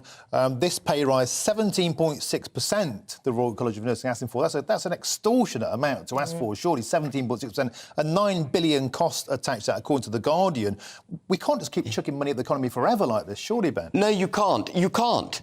And this is what we're suffering, I'm afraid, and going back to slightly what I said earlier on, what we're suffering is the consequences of 12 years without growth in the economy. You know, we've had 12 years effectively of wealth distribution, and the machine is now breaking. We've had two major experiments. One was the bailing out of the banks. The second was lockdown. £750 billion borrowed and printed across those two events. And the machine is now creaking at the edges. And the only way out of it is growth. And in order to get growth, you have to cut taxes and you have to deregulate. Don't underestimate the benefit that deregulation would bring to the economy. And again, the government hasn't done enough of that. Experiment, didn't we, under Liz Truss? We saw how the markets reacted. We saw what the impact was on mortgages of all of that. The word that the government at the moment, because I feel we need to put their case in all of this, we've just heard from the Transport Secretary, is that we are being reasonable. What we're being asked by the nursing unions, by other unions, is unreasonable. Well, as you say, they're custodians of the public purse. This is taxpayers' money. Yeah, but I mean, the same custodians, as I just said, spent 750 billion, you know, doing other stuff. And so it's very difficult, I think, for the average person to reconcile all that massive expenditure. And remember, rich people got richer, bankers got saved. They were the ones who caused these problems. There was a kind of social injustice that took place in 2010. And then George Osborne followed it up with austerity, and wages were constrained. Do you remember there was a wage cap of 1.5% each year? And that laid the seeds of the problem of what we're now facing. So at some point, and one more point I want to make before I finish on this, when you cut taxes, you're putting more money in people's pockets. You don't have to raise wages, you cut taxes, you're enriching them. It's inflationary. It's not inflationary. Not right now. Right now, it's not inflationary. People are struggling to buy food. They're struggling to heat their homes. If you give them a bit of extra cash, they're not going to go out and buy a new sofa. They're going to actually buy some eggs. Yeah. Now, very, very quickly, do you have any faith in Rishi Sunak's new policy today to deport Albanians back to their home country? I don't. I saw Emily saying that she was encouraged, but I'm not. We already have the right in the Nationality and Borders Act that came in recently to deport people back to safe countries. Albania is a safe country, but there are loopholes in human rights law, and that loophole effectively enables any individual to claim that they're subject of sexual abuse or, slavery, exactly. And once they make that accusation, they are stuck in the British courts for years. Thank you, Ben Habib. A lot of people want you back in politics. I'm one of them. A great turn this morning. Always a pleasure. Never at all. Thank you. Thank you. To sad news now. A 10-year-old boy who died trying to save 3 of his friends who fell into an icy lake near Solihull has been named as Jack Johnson. And 2 other children have died and another remains in critical condition. Our reporter Jack Carson is there for us and has this very latest update. Well, here this morning in Solihull, the police investigation continues after that press conference yesterday with Superintendent Richard Harris, where they said that although they didn't have any suspicions that there may still be people involved in this incident, possibly still in the lake, they were going to do everything and as much as possible to confirm that there wasn't. And so that operation is going to continue this morning. Of course, the other thing that we're looking out for is the condition of that 6-year-old boy who was involved in the incident and is the only one of the 4 who hasn't sadly passed away, but we still know that they're in a critical condition in hospital. So that's what we're waiting to hear updates from again this morning. But here overnight, last night, the community has really come together here in Solihull, bringing flowers, bringing candles, leaving messages. There are 3 glass angel baubles pinned to the tree here where tributes are being paid, and that really emphasises the devastation. The police are going to support the families and support schools locally to make sure that everyone has the support they need. I'm sure in the coming days, possibly even today, hear more from the family and more from the police, information about the incident itself. They are still appealing for any witnesses to come forward with any information, even if you didn't see the incident itself, go to the West Midlands Police website, and there's ways to get in touch with them there. But so far this morning, the operation's going to continue to try and possibly find any more people involved in this incident while they still collect witness statements to prove otherwise. Jack Carson with the latest there on that absolutely horrendous story. And both you and I, as parents, were messaging about this yesterday, weren't we? Saying how upset we'd been by it. And I think lots of people, well, just really, really moved. And all our thoughts go to the families of those affected. Yeah, I got back and had a chat with my daughter Dolly. She's 8, and of course, kids just want to charge out there and get stuck into the snow and the ice. But I mean, ponds are just always a bad idea. Yeah, I had a chat with her. Lakes. No, it was a learning moment, I think, for us all. Really, really big opportunity to talk to children about the dangers of big masses of water. Right, it is 18 minutes past 7. Let's bring you up to date with the rest of the headlines this morning. And a yellow snow and ice warning is now in place for northern Scotland and northeast England from midnight tonight until noon on Thursday. There's also an ice warning covering much of the southeast until 11 o'clock this morning, and a warning in place for ice and fog in Northern Ireland. 158,000 NHS operations were cancelled for non-clinical reasons in England last year. Nearly a fifth of those were cancelled due to staff shortages, with NHS vacancies at a record high of 133,000. Fewer people are buying electric cars amid the cost of living crisis. Figures from Auto Trader show electric vehicles accounted for fewer than a fifth of new car inquiries sent to retailers through its online marketplace last month. That's down from 27% in June.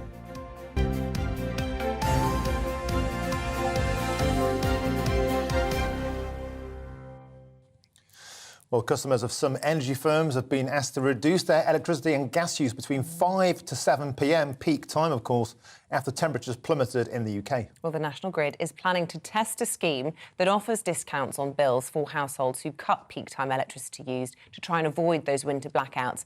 But does this pose a danger to some households? Well, we have the consumer champion, Will Hodgson, to give us an overview on all of this. And look, presumably really important to stress test this, because you don't want to be doing an experiment when actually the lights go off in temperatures like we're experiencing at the moment. That's exactly right. I mean, I think that when the CEO of the National Grid says Britain may face the risk of blackouts, I think we all sit up and take notice. So there's a whole reason why we're in this pickle. But I would say that this scheme, this system, is actually going to be part of the solution. I think it's our future, is connecting our domestic demand for energy with cheaper sources of energy which are available at off-peak hours, rather than everyone piling into the energy we can afford, however we can get it at peak times. I remember when I was a lad, we used to have Economy 7. And so people were encouraged to do their laundry on a timer in the night time, dry their clothes. But 5 till 7 p.m, that's when you get home, you need to feed your kids, that's when you need to warm up. How do we cut time at peak? How do we cut use at peak times? Well, the answer is you use whichever applications can be used at different times. So you're absolutely right. It is the case that we have to turn on the lights, that our kids demand food on the table at a particular time in the evening every day, I imagine. So you look at those tasks and functions, for example, setting off your washing machine, setting off your dishwasher, maybe some use of the television or computer games. That kind of thing might be possible to delay slightly later into the evening. And you might say to yourself, well, why should I be the person who has to wait to watch television or has to wait to put on their load of washing? And that's a completely fair question. I don't think it's too cynical. There's now an answer to that question. And that's the Demand Flexibility Service, which is rolled out by the National Grid for energy companies, and from energy companies to us. The Demand Flexibility Service means we will actually get cheaper energy if we manage to move our demand off peak. And that's just fair, because the matter of fact is that energy is cheaper for the energy companies and National Grid to source. And Will, I've got to say, I'm a big fan of the air fryer. And the story on the front of the Mail today, you can cook your entire Christmas dinner in an air fryer and save a few quid on energy bills. That's a great idea, surely. Yeah, I mean, I don't think we need to adhere too tightly to the traditions at Christmas. I think we put way too much pressure on ourselves at this time of year, Martin, frankly. But I might draw a line at putting my entire Christmas dinner into an air fryer. I think I might as well. Will, just lastly, because we do need to move on, but you've got your ear to the ground. Look, we can all see what's going on with the weather at the moment. How likely is it, do you think, that we could see a situation whereby the National Grid says, hang on a minute, we need to put this into practice? I think that John Pettigrew, who's the CEO of National Grid, wouldn't be raising this issue unless there was some kind of risk. But I do think there's evidence that our patterns of consumption are changing. This demand flexibility idea is going to have a bigger part to play in the future than it does right now. But I think it's doing enough. I think enterprising energy companies have got decent schemes and initiatives set up with their customers. They're already seeing people moving their demand off peak. And the truth is, we should just about be okay to get through this winter, where frankly, we have found ourselves far too reliant on overseas gas. I think the combination of innovative schemes like the one that you've described this morning, plus slightly more sensible sourcing of our energy from sources other than gas, where we know that the Russian invasion of Ukraine has completely turned the European market upside down, should see us just about right. Good. Another thing as well is that people are being encouraged to burn all sorts of different energies. Surely there's an argument here. We're windless at the moment, solar is down. Surely there's an ongoing argument to have more fossil fuels. I think you have to look very clearly at what the system is doing right now and what it isn't doing. It's a matter of fact that wind is not even expected to power our entire system. No one's arguing that at all. The flaw in our current expectations and our current assumptions has been the reliance on gas. So if we are going to start to devise a new system, which I think we should, you look at how Britain moves away from that reliance on expensive overseas gas. And you're absolutely right, Martin. There are other sources of energy that come into play. We have many forms of renewable energy, and it's worth underlining again, Britain is a world leader when it comes to offshore wind, and we're exploring in partnership with communities way to bring it onshore as well. You also have hydropower, you have biofuels, and the big hope is that the new nuclear power plants coming online later this decade come in time to really shift that reliance on gas when we need it to move it the most. Yeah, a smorgasbord of options there. Will Hodgson, always good to get your views, consumer champion at How to Save It. Thanks very much indeed. And after the break, Paul Coit will be here with all the sports news as the World Cup semi-finals kick off in Qatar. There's still a World Cup going on. I thought it was all over. Yeah, it's over for us.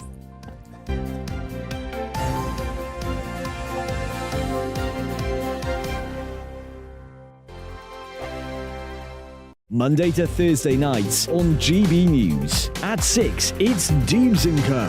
7 o'clock, Farage. At 8, join Mark Stein. And at 9, Dan Wootton Tonight, followed by Headliners. On TV, radio and online. This is GB News. Here on GB News Live, we'll be keeping you in the picture, finding out what's happening across the country and finding out why it matters to you. We'll have the facts fast with our team of reporters and specialist correspondents. Wherever it's happening, we'll be there from 12 noon on TV, radio and online. GB News, the People's Channel, Britain's news channel. We are GB News, the People's Channel. Why not take us home with you by visiting the GB News shop at gbnews.store. You'll find all the official merchandise, a really good present actually for yourself, your friends or your family. We ship across the UK mainland at no extra cost. GB News, the People's Channel. Join my show Farage, 7 p.m. till 8 p.m. Monday through Thursday. And there you will get opinion, analysis, debate, and I'll cover stories that nobody else dares to touch. You've been cancelled. Join the club. Oh my goodness me. And then for the last 15 minutes, talking pints. We're over a drink. We have a civilised conversation with someone. We very often disagree, but we do it in a grown-up way. Come and join me on Farage. Monday to Thursday on GB News, it's Bev Turner Today from 10 a.m. We're going to be here for you, our GB News family, to keep you up to date, but also make you smile. There's a guy who went from puberty to adultery. And I can't wait to bring a few of my own opinions. I have no time for cultural totalitarianism. We'll engage in passionate, but always polite debate with your thoughts and opinions at the centre of it all. Only on GB News, the People's Channel, Britain's news channel. Hi there, it's Stephen and Anne. At breakfast from 6 a.m, you'll always be caught up with everything you need to know, the latest headlines, opinions and debates. We'll bring you the good news and the bad, but most of all, we're here for you. Remember, send in your views and let us know what you would like us to talk about. That's because we're your news channel. And every morning at 6 a.m, it's breakfast on GB News. Join me every Sunday at 6 p.m. for Gloria Meets. In exclusive interviews, I'll be finding out who our politicians really are and what they really think. It's something that you would never want anyone to suffer. I didn't know what channels there were. I didn't think I'd be believed. I must have weighed about 7 stone and I'm 5'8". My instincts was to sort of cover this up. I mean, clearly that was a mistake. Join me every Sunday at 6 p.m. on GB News, the People's Channel, Britain's news channel. Hello, I'm Simon Evans. Join me on GB News for Headliners at 11 p.m, where I'll be joined by 2 of the country's top comedians as we take a look at tomorrow's newspapers tonight. If it's a big story, we'll be covering it, I guarantee, but we'll also have some fun along the way. That's GB News Headliners at 11 p.m. We won't put you to sleep, unlike some of the other pay-per-review shows out there. So join us, 11 p.m, 7 nights a week.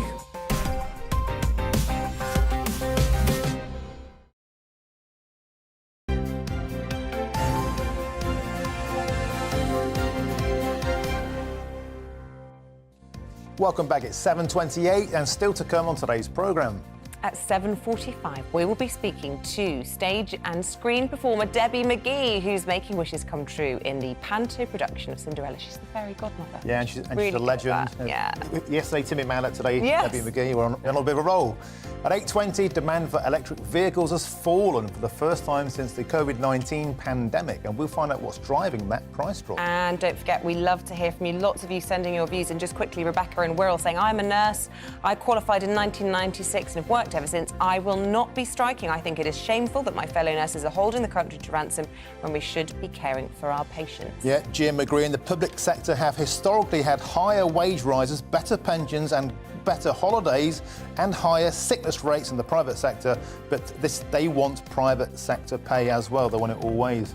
Yeah, well, let us know your thoughts this morning. Get in touch via Twitter or email. You know what to do.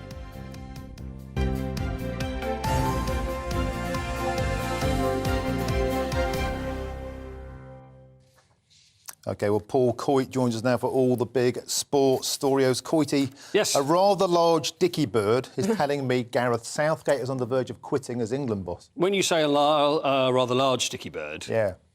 What, large or someone with influence? Or A well-connected source said he's just had enough of all the aggro and he's going to get out. Absolutely. I think we're all hearing that at the moment. There's when you hear a manager and there's the odd quote comes out here and there about him being conflicted about his future, about finding the parts of the last 18 months difficult, it's going to go either of 2 ways. It's either a manager that wants more money for his job and wants a longer contract, unlikely as far as Gareth Southgate because he's got a contract till 2024, or it's someone that is actually letting you know that he's not very happy and has probably had enough. And I get the impression, the same as you, and this dicky bird that you know, that probably that's the case. I don't understand the world of sports. For not the first time this has been said by me. But quitters never win. You know, he's got to stick in there. Well, it's an interesting one because... Does he walk away from it and he's thinking, have I done as far as... Has this gone as far as it possibly can? And also, it's not just about that, because not only has he had to be a football manager, he's found himself having to be a diplomat as well. Yeah. And this is probably part of it, which he's been very, very good at. And he's handled the press excellently. And also one of the things that he's done very well is get the press on side as far as the team's concerned. And usually we'll get a load of scandal, we'll get stories about players. Yes, there's probably less around about this group of players and about Southgate as well. But he's handled the press well and he's got them on side. So this is all different parts of his job, whereas probably he's thinking, I want to be a football manager again. But does it come down to the fact that we have an elite set of players, but we don't have an elite manager? Be honest, what Premier League club would give him a top-flight job? Now, that's a good point, because... There's some people that I've seen on various sporting TV stations that are saying he would walk into a job in the Premier League. I don't believe that. No, I don't. I really don't believe that. I don't think top-flight clubs would look at Gareth Southgate and go, he's the guy for us. He's absolutely going to turn our club around. When you compare him to the Tuchels and the Guardiolas, etc., which are high-class top managers, is he going to walk into one of those jobs? I really don't think so. So then it leads us to where we're going to go. Should he walk away, who will come in? A German or an Argentinian, perhaps? Well, Thomas Tuchel, as I just mentioned there, these are two, and also Mauricio Pochettino, I think you're probably referring to. Yep. These are two managers that are out of work at the moment. Thomas Tuchel, I don't think it would be for him. I imagine that and I've heard whispers that he wants to stick with club football. Now, when we come to Mauricio Pochettino, former Spurs manager, now I think this begins to click a little more. Yeah. We're hearing stories in the FA that are saying, you know, it would be preferable to have an English manager, because you could say that about players. If players have got to be English to play for England, then maybe it should work for the manager as well. But, of course, we've had Sven, we've had Fabio Capello, so that's not actually a rule that the manager has got to come from this country. So Mauricio Pochettino, I'm sure, is very interested. Now, there's another point to this, and this is the FA technical director. Yep. Is a man called John McDermott. And nobody seems to be doing the maths in this situation, is that John McDermott was very high up in a technical director role at Tottenham Hotspur for a very long time and worked very closely with Mauricio. So they've got Pochettino. form. They've worked together, they know each other well, they get on. So it would make sense, I think, if Pochettino would be the man. Now, he's also there's been jobs that have come up. Aston Villa wasn't interested. There was Manchester United there was talk about. So whether it's loyalty to the club that he was at, or whether he's also said recently, international management is something I'd be very interested in, and he lives in this country. Now, of course, there is a World Cup still going on. Oh, is there? We thought it all finished. We're not interested I've anymore. got Croatia in the sweepstakes, so I am still tuning in. I've got friends. So I think now a lot of people would like to see Messi. You know, his final tournament, lift that trophy. Is that the way the wind's blowing? Now, I disagree. Now, I think as far as Lionel Messi's going, do we just look at him and think, oh, bless him, he needs that World Cup? Yeah. He is the greatest player, arguably, that there's ever been. Yeah. But does he have to have that World Cup? He's won everything. He's got Ballon d'Ors. He's the greatest we've seen. He's playing against Luka Modric, another great number 10, going to be playing for Croatia. And Argentina, I didn't like the way they reacted to that game against the Dutch. You know, they're gesticulating and shouting, and after the penalties. So are they a likeable team? They're a good team. Are they a great team? I debate whether they're a great team, Argentina. But it should be a terrific game. We look at Croatia, though, who haven't won a game. I think they've won one game. They have one game in 90 minutes throughout the World Cup. And they've only been ahead in one game for about 40 minutes. So they'll be wanting to go to penalties against Argentina. But, of course, Argentina have got form, as we saw at the weekend as well. Even as an Englishman, and even after what Maradona did to us, I want Argentina to have it. Anyway, thanks, Courtney. Okay. Thank you. Thank you. Look, after the break, we'll be going through the papers. We've got Norman Baker and Emily Carver for that. See you in a moment.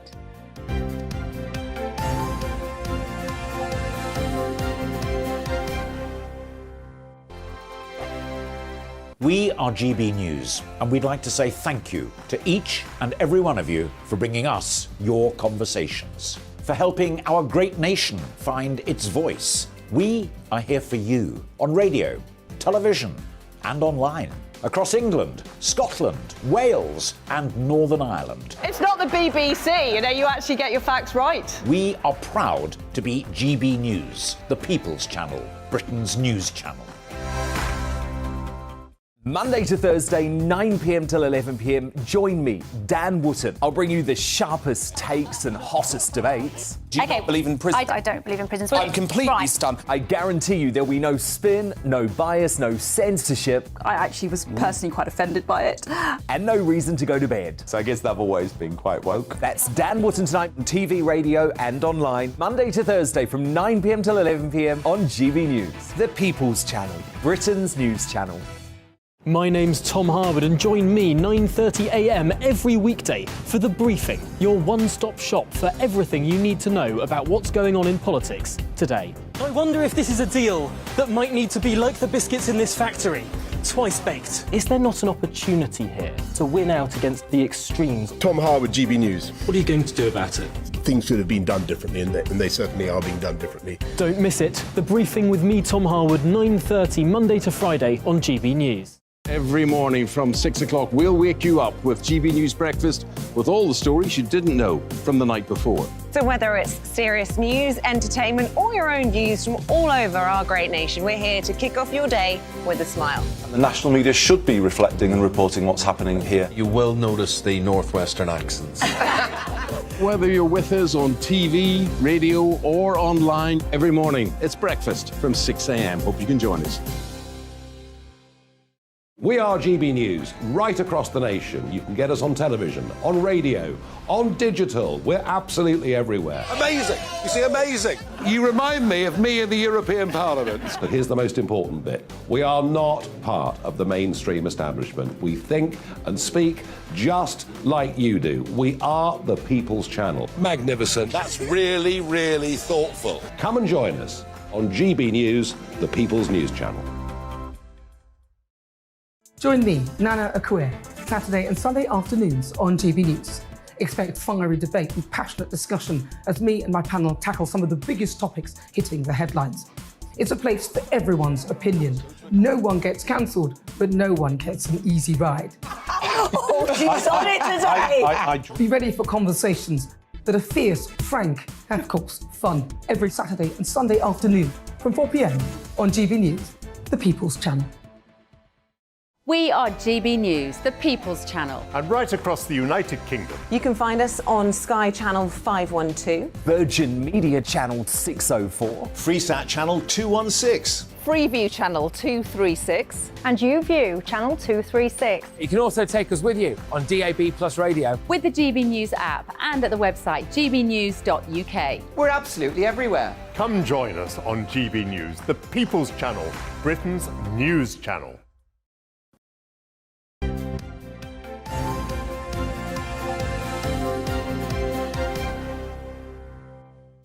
It's time to go through the papers now. Joining us this morning is former Liberal Democrat Minister Norman Baker and Conservative Home columnist Emily Carver. Look at them, red, resplendent. The Christmas choir has arrived. Right, we haven't yet, Norman, unusually for us, we haven't put the boot into Harry and Meghan this morning yet, but over to you. Well, ding dong merrily on high.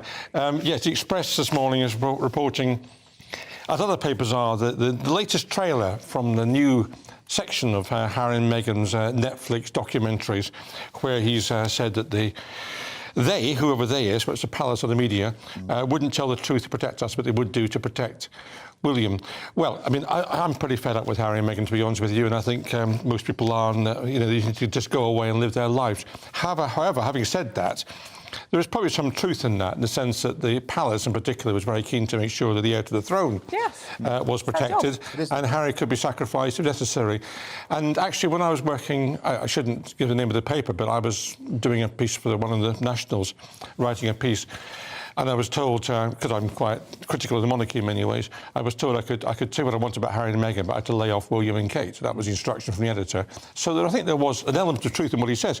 But the trouble is, the way they carry on, it's suffocating, self-indulgence, means that people lose any sympathy they might have had for them. Emily? Well, that's quite true. But it does look like this second part of this series, so there's 3 more episodes to go coming out on Thursday, will attack the palace, because the first half attacked the media, attacked Britain for being racist, institutionally racist, and for these sorts of things. But it does seem like this one will be going for the jugular when it comes to institutional gaslighting. What does that even mean? They have all these buzzwords. If you've ever listened to Meghan Markle's podcast, you'll understand it. It's all about the buzzwords, all about the virtue signalling, all about institutional this, institutional that.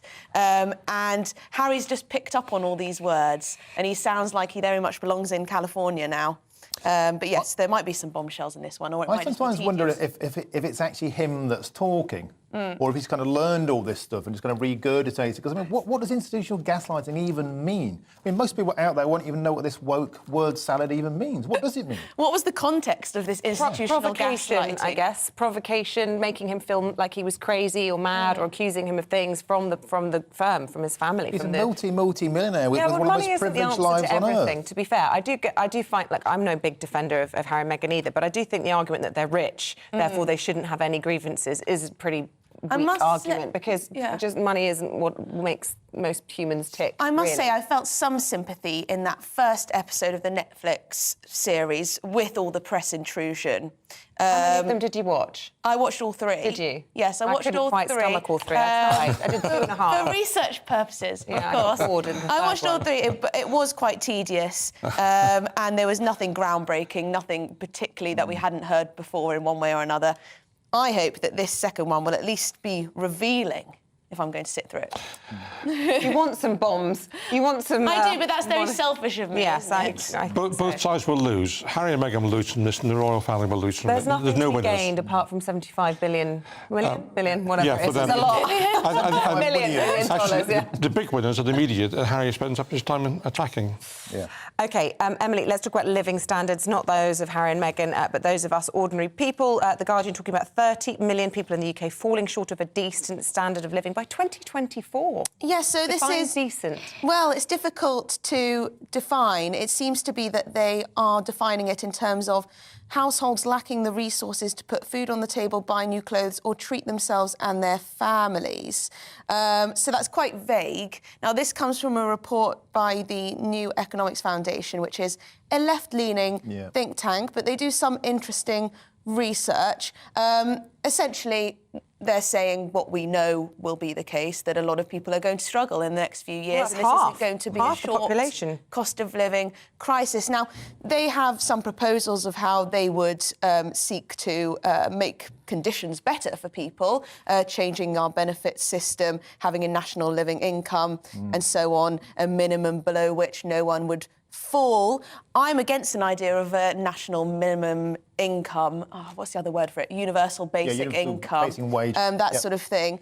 Other people might think that lowering taxes or removing regulations on certain areas of our economy might help with the cost of living, but their assessment is more welfare. As a kind of grizzled media cynic who's been around for quite a few years and also done a bit of politics, you should always look at where these reports come from, who they're funded by, and guess what? A left-leaning think tank recommends a load of left-leaning policies, Norman, to sort this out. This is politics, isn't it?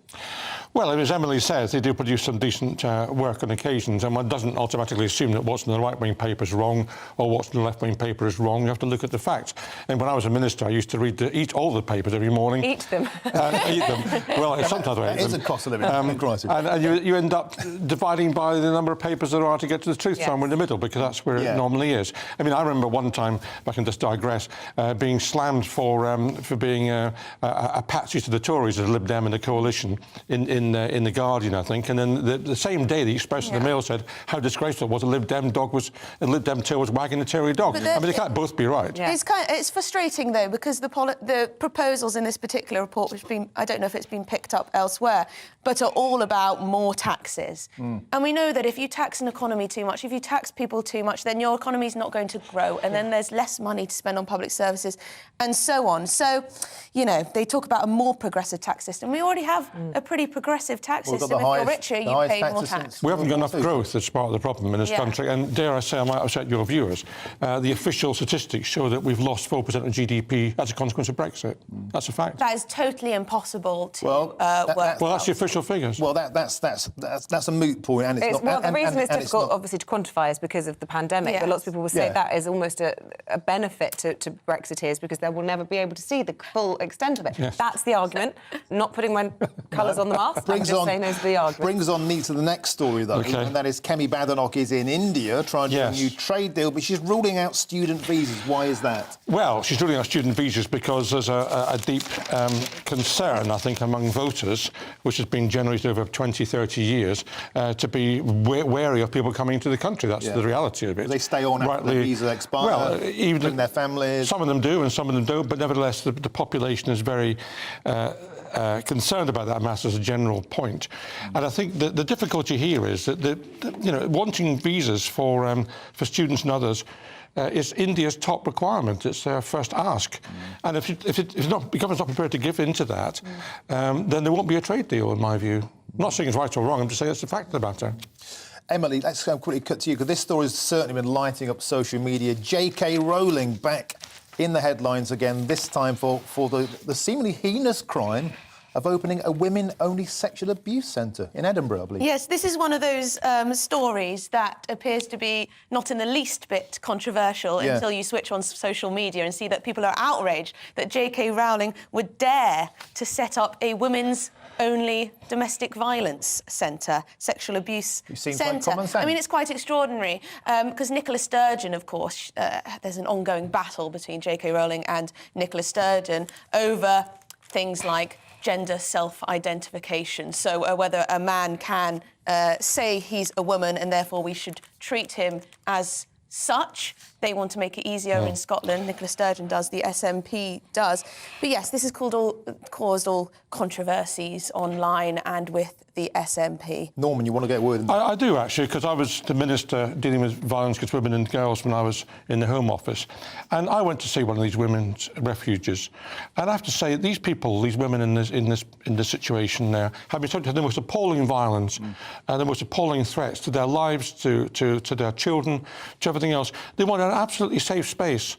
And the idea that this could be compromised in some way is just unacceptable. So I'm absolutely with J.K. Rowling on this one. Why shouldn't she have a women-only sexual advice centre? Why not? She says that the fact that she has such a massive fortune, essentially, she's able to put herself on the line. I mean, it's just crazy that this is in the least bit controversial, that you wouldn't want people who were born as men to be in a domestic violence centre. J.K. Rowling can't move without generating outrage from certain wings of the world. Let us know if you are outraged by a women's-only refuge being funded by a woman who herself survived domestic violence. Well, yes. Norman, should we go to the Star? This is talking about Putin's health. There's been lots of sort of hopeful speculation, I suppose you could call it. This is sickly mad Vlad dodges grilling, as your sort of headline you expect from the Daily Star. And this is the fact that he's cancelled his annual press conference in Moscow, so no journalists will be asking questions. He's cancelled his New Year's Eve party, and of course he's having a difficult time. He doesn't want to answer questions from journalists. But also on the same page in the Star, one looks at the Daily Star for this information. On the same page it says that the Russian president will flee to South America if he loses the war in Ukraine, says his former speechwriter. Well, I hope his speechwriter's out of the country, otherwise he'll be locked up pretty soon, wouldn't he? Well, I think if Putin did fall ill at Christmas, there won't be that many people crying into their eggnog about that. Well, except what comes behind him. Well, there is that. Cut off the head and you get... Yeah, you might get worse. That's the big question. What happens next? Listen, we'll leave that big question looming large.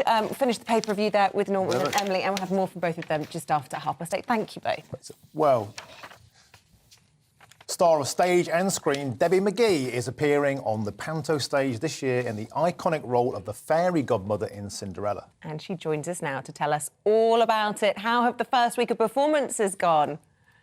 Oh, fantastic. You can see from my face, you know, I'm exhausted from the amount of energy you give, but it really has been wonderful. I mean, I've done Panto for years and just love it, hearing all the children giggle.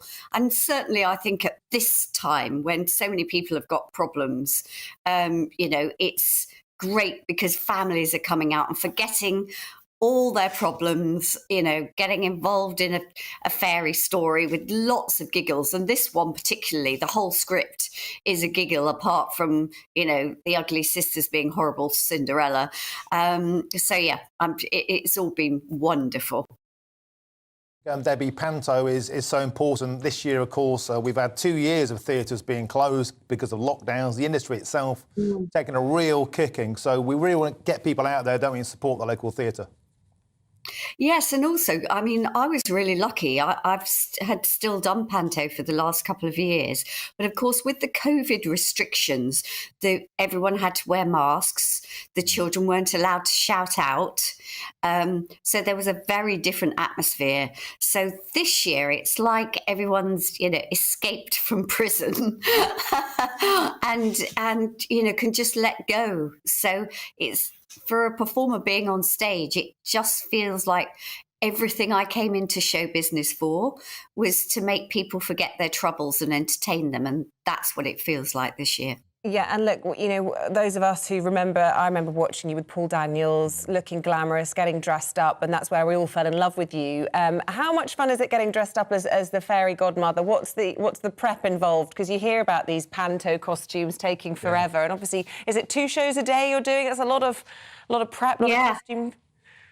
Yes, I've got a show at 10:30 this morning. So as soon as I finish talking to you, I'll be heading off to the theatre. I mean, I'm playing fairy godmother, so I'm wearing a great big crinoline dress, for those who don't know what a crinoline is, and, you know, that is laced up the back like, you know, it's proper period costume. So it takes quite a while to get into it, and there's like 3 layers. And always in panto, I'm at the theatre either 2 or 3 hours before the show, because you want to go in, have a chat to everybody and a cup of tea, and then, you know, it takes about probably an hour to put your makeup on, and we all wear wigs, but I do a physical warm up, and then the whole company, we all do a vocal warm up with our musical director. Especially on a 10:30 show, you really need that. You know, your voice hasn't woken up to start singing. So so it's a big process, and then I always have to have something to eat. Lots of performers can't eat before a show, but I find if I've got an empty stomach, I get nervous and I start forgetting my lines. So it's important for me. So all through October and November, I was batch cooking. So every day I just take a meal out of the freezer. I feel really organised. Yeah. Now, Debbie, there's been lots of talk about woke taking over theatre land and, you know, toning down the jokes in case it offends anybody. Now, I think a great part of panto is that old-fashioned double entendre, something for the parents, not just for the kids. Please tell me that woke isn't killing your kind of double entendres this Christmas at panto.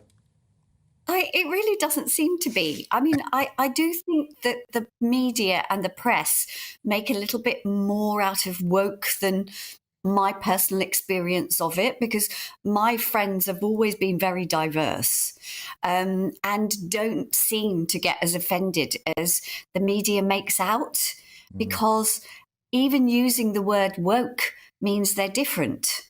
You know, so no, and certainly not in the panto, you know, and, you know, the ugly sisters and men dressed up as women. Yeah. You can't get more woke than that, can you? So, definitely not. Listen, I haven't noticed anything.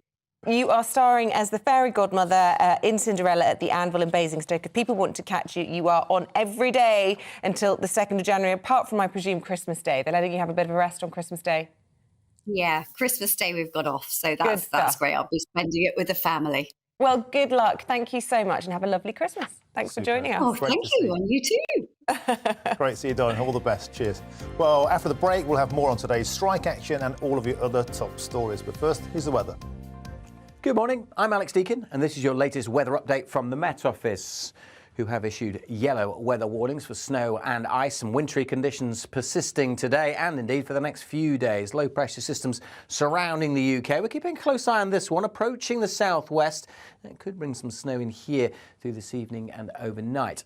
This morning, though, it's across northern Scotland where we've got snow coming in and a Met Office warning in place. Could be icy across the southeast where we had snow yesterday morning. It's mostly dry across the UK, quite misty and murky over parts of northern England, some fog here. And across northeast England, southeast Scotland, we are likely to see some snow showers coming in late in the day. But for most, it stays dry and bright, feeling cold everywhere, but especially in those winds across the far north. And the breeze also picking up in the southwest. Late in the day, we could get up to 5 or 6 Celsius here, but as the winds pick up, this area of wet weather, that low we saw earlier, is likely to creep in. Some uncertainty about how far it's going to get in and therefore how much snow we could see. But that is something we need to keep a very close eye on through this evening.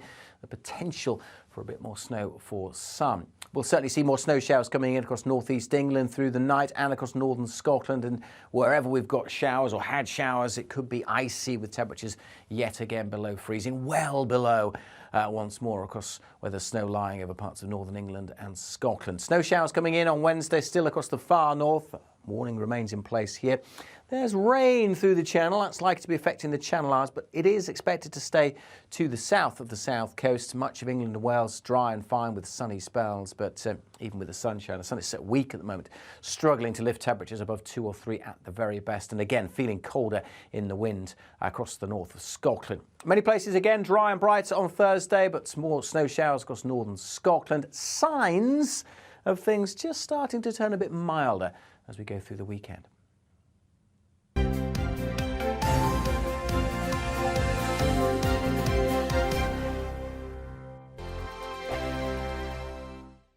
Hello there, it's Eamonn Holmes here from Breakfast on GB News. We're not just on your television and your screens, you know. We're on DAB plus digital radio, so you can listen to your favourite shows on the move. If you've not yet listened to GB News Radio, it's very simple. We're on your radio player and TuneIn apps, on your smart speaker, phone or tablet, or online at gbnews.uk. Take us with you wherever you go. GB News Radio. You never have to miss a moment of the People's Channel.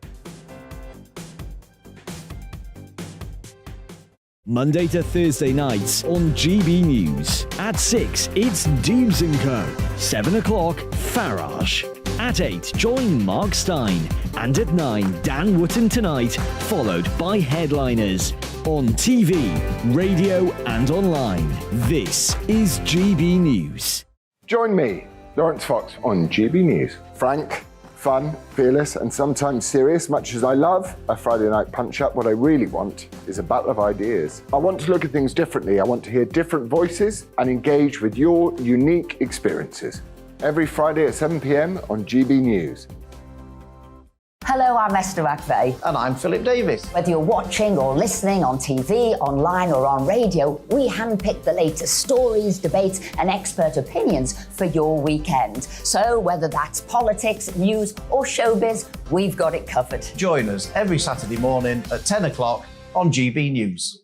Hello, I'm Michelle Dewberry and you can join me every weekday 6 till 7 on Dubes & Co. Me and my panel will get stuck right into the day's events and I can tell you, in fact, I can warn you, expect some robust debates, some strong opinions and perspectives from both sides of the fence. It's about you at home as well. I love to read out all of your comments, or at least as many as I can. So join me, Michelle Dewberry, Monday to Friday, 6 till 7 on Dubes & Co. I'm Mark Dolan. Join me at 11 on GB News for Headliners, in which I'll be joined by 2 of the UK's top comedians discussing tomorrow's papers. If it's an important story, we'll cover it, but we'll have some fun along the way. Headliners, the late night paper review that won't send you to sleep like the others will. 7 nights a week at 11 p.m. on GB News.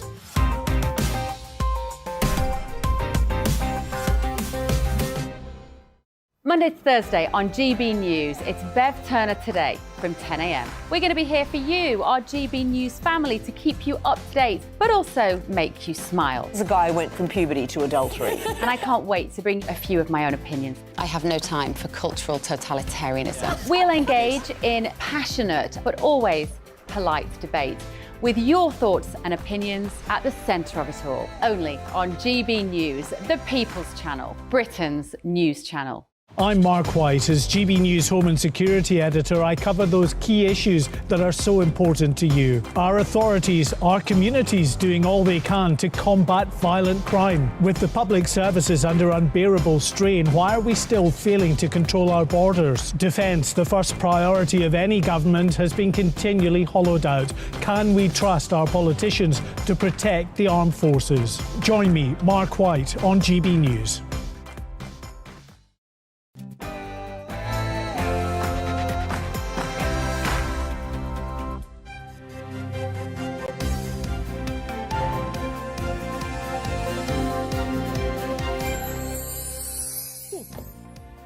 The Transport Secretary says the tide is turning against the RMT as a week of train strikes gets underway. Good morning, it's 8 o'clock on Tuesday the 13th of December. This is Breakfast on GB News with Isabel, Webster and Martin Daubney. Here's what's leading the news this morning. Rail workers begin walkouts today, kicking off 4 days of strike action this week. Last night, the RMT rejected the latest pay offer from Network Rail of 9%, with union boss Mick Lynch calling it substandard. And a few moments ago, Transport Secretary Mark Harper told GB News the latest union votes show that things are changing. And it's interesting, in their ballot yesterday, only just over half of their workforce actually rejected it. Almost 40% of their workforce, even with a very clear instruction from their union leadership, actually voted in favour of it. So I think the tide is turning. Well, nurses will also strike this week after last-minute talks between the union and the Health Secretary ended in deadlock. The head of the Royal College of Nursing accused the government of belligerence. And a 10-year-old boy who died trying to save 3 children who fell into an icy lake near Solihull has been named as Jack Johnson. 2 other children have died and another remains in critical condition. And Prince Harry has claimed he experienced institutional gaslighting in a new trailer for part 2 of the Harry and Meghan docu-series. The final 3 episodes of the controversial Netflix show are released on Thursday. We can guess what you'll think about all of that. Let us know, though, your thoughts on the rest of the day's news. Get in touch via Twitter or on email. Yeah, it's certainly been very lively. Lots of stuff here on the strikes. Steve says a friend, a highly qualified nurse, has left the NHS on a Friday and went back to the same hospital, same ward, same position, but got paid 30% more by going through an agency. Yeah, well, that's a big problem. Karen in Oxford said, I left nursing 5 years ago. I highlighted nurses crying on shift due to intolerable pressures. I likened every shift to a major incident. All these years later, it's clear no one listened. My heart goes out to all in the NHS. I love my job as a ward sister, but nothing would induce me to go back. Pat's a bit more hardline. As a small business owner, I have no sympathy at all with the railway workers. They're destroying the economy and hurting businesses, both large and small. Get back to work, Pat says.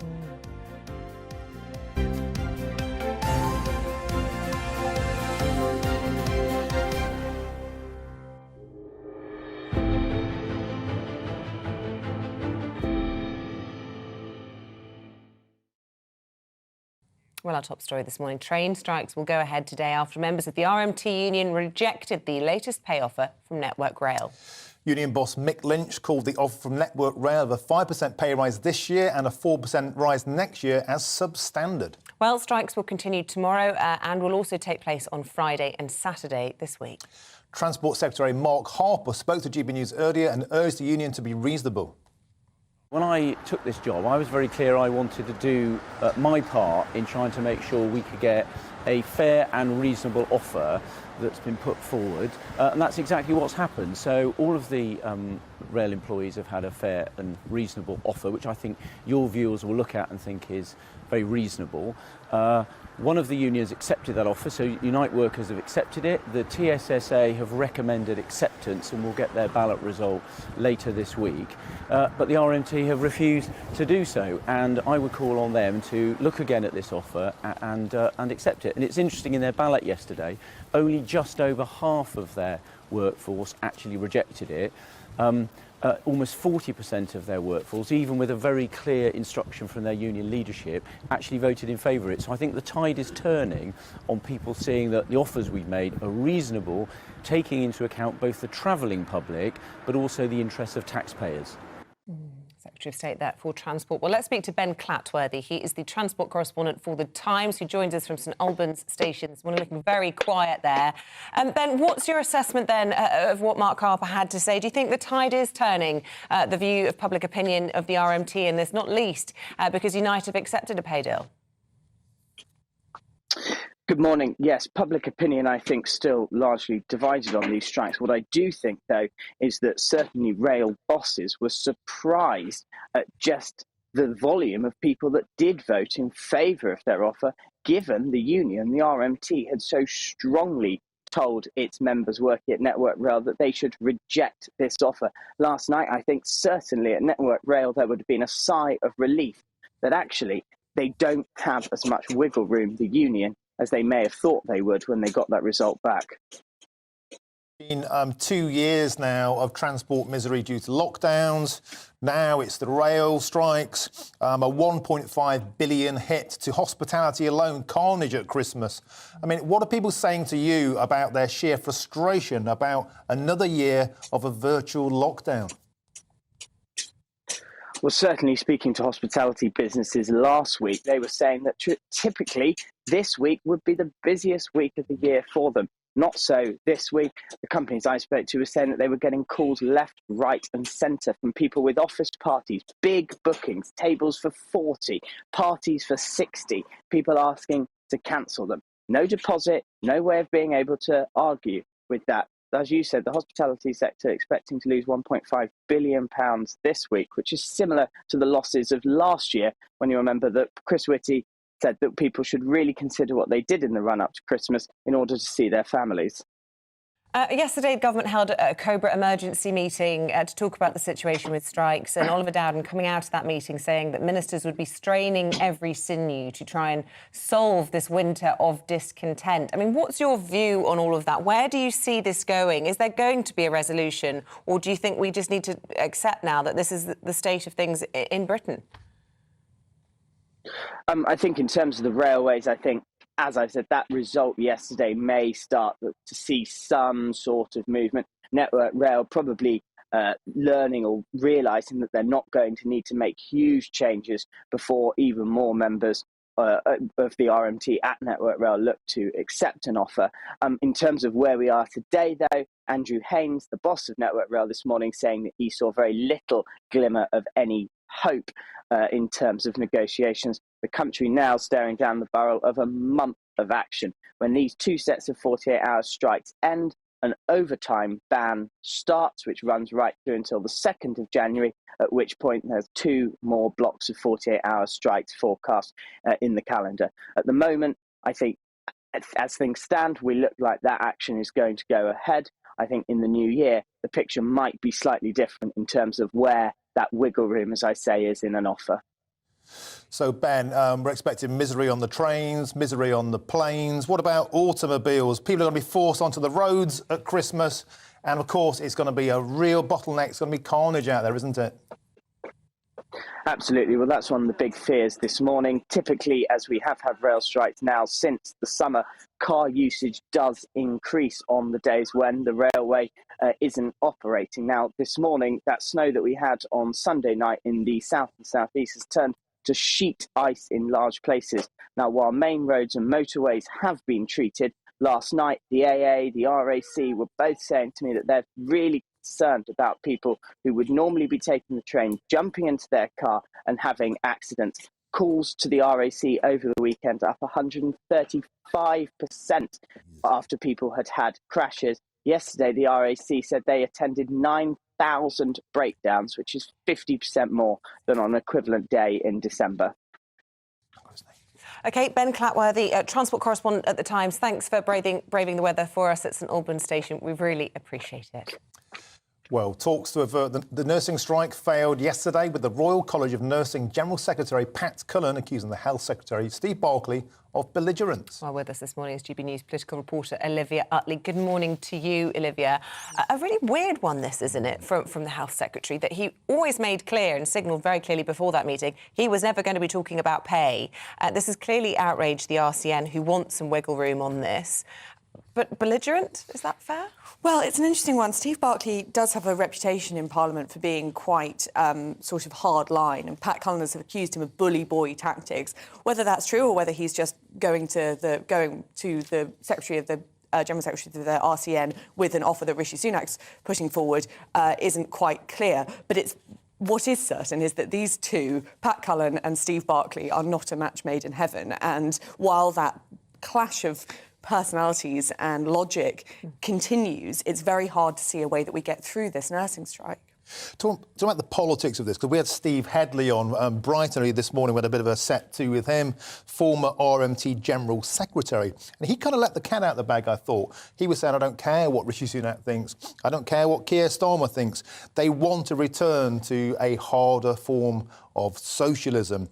Are these strikes about pay, or is it purely about politics? Well, there certainly is a political element to it. The unions at the moment are denying that the strikes are coordinated. But when you see those, advent calendar of strikes every day leading up to Christmas, it's quite hard to believe that that's true. One interesting problem that The Times is reporting this morning is that because of these nurses' strikes, we're expecting 6,000 operations to be delayed and 64,000 outpatient treatments. And according to NHS procedure, patients have got to be notified at least 2 days in advance if their operation is going to be cancelled. But they're not able to be notified 2 days in advance because the letters aren't reaching them, because Royal Mail's on strike as well. Couldn't make it up. You couldn't make it up. I mean, it does feel as though that there is definitely a political element to it. And when you see Mick Lynch of the RMT, what the sticking point for the train strikes isn't really pay anymore. The offer of 9%, well, might not be exactly what they want, but it's only a little below inflation, which, of course, is predicted to fall next year. The sticking point is whether driver-only trains, they're called trains without any other staff on, are safe or not. And Mick Lynch is arguing that they're not safe. So this is a sort of classic tactic that we saw in the 1970s of unions not wanting to see modernisation and sticking their heels in. So there definitely is a political element and I think to this. public sympathy definitely different when it comes to the rail strikes and when it comes to the nurses. That said, I think most people would say, even however sympathetic they are towards nurses, 19% or 17.5% is, quite frankly, to use the buzzword of the government, unreasonable. But that being said, Scottish Government have managed to do a deal with the nurses. 9% has been agreed there, with 11% for those on the lowest pay bands. So that, presumably, shows Steve Barclay what can be done, where there is wiggle room. But it looks as though he really isn't going to budge. Yes, one thing to say about the agreement that's been reached in Scotland is the unions are happier to speak to an SNP-led government than to a Conservative-led government. And we do know that this relationship between Steve Barclay and Pat Cullen is very bad indeed. But yes, it's very hard to see how we get anywhere. There's this intransigence which is completely baked in, and you've got the army is Oliver Dowden, who's coordinating the unit in charge of helping get Britain through these strikes, close ally of Rishi Sunak's. He's said that the army's going to step in to help, but it's emerged that the army only has 40 fully trained paramedics. Yeah. And this idea that there's going to be block bookings of taxis to cope with the absence of ambulances. I mean, how reassured are you going to feel if you call 999 because there's an emergency and they say, don't worry, we'll send you a taxi? Not very at all. And the worth points out the nursing pay rise, I know, 17.6%, will cost £9 billion per year. There isn't that sort of money left in the public purse, surely? No. Well, the worry for Rishi Sunak, of course, is that if he does give in to any higher than what he's already agreed or anything close to 19% pay rise, then all of the other public sector workers who are striking will demand the same thing. There'll be that domino effect. And if we do get there, not only do we run out of money, as you say, but we get into an inflationary spiral, which is the very last thing Rishi Sunak wants. I wonder if the unions care anymore about this. I do think there's a real point about they seem to me, and I'm no Conservative, but they seem just to want to go out and cause maximum damage to the Conservative government, to try and obliterate them in the next 2 years. This is about trying to replace them with a Labour government. They said that themselves.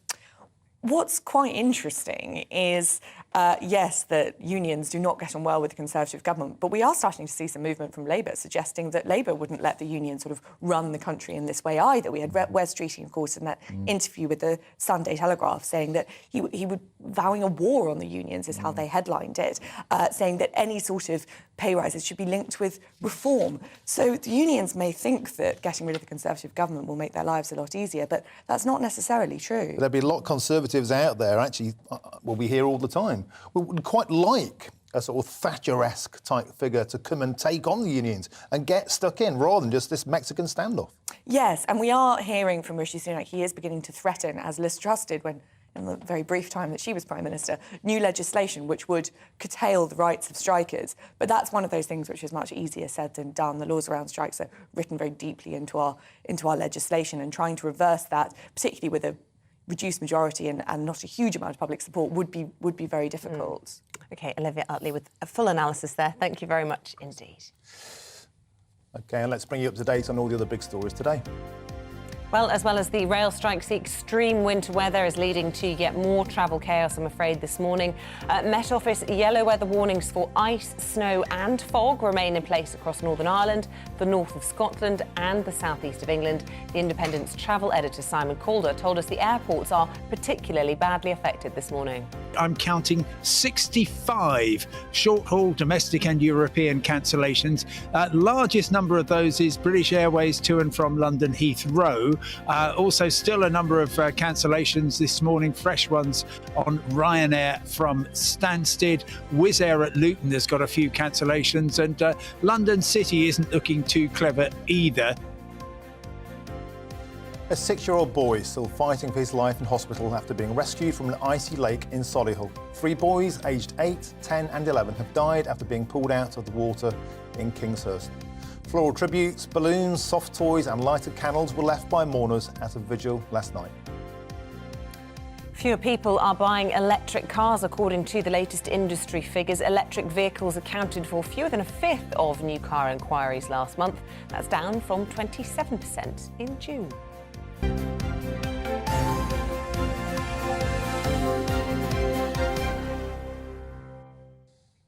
Well, it's almost 3 years since London began adopting low-traffic neighbourhoods as a way to try to reduce through traffic in residential areas. Well, the move has divided opinion, you could say, to put it mildly, across the capital, with some campaigners maintaining that LTNs cause rather than reduce congestion. And I've got strong thoughts on this, but with the scheme now being rolled out in other areas of the country, what is its true impact? Our reporter, Alice Porter, has been finding out.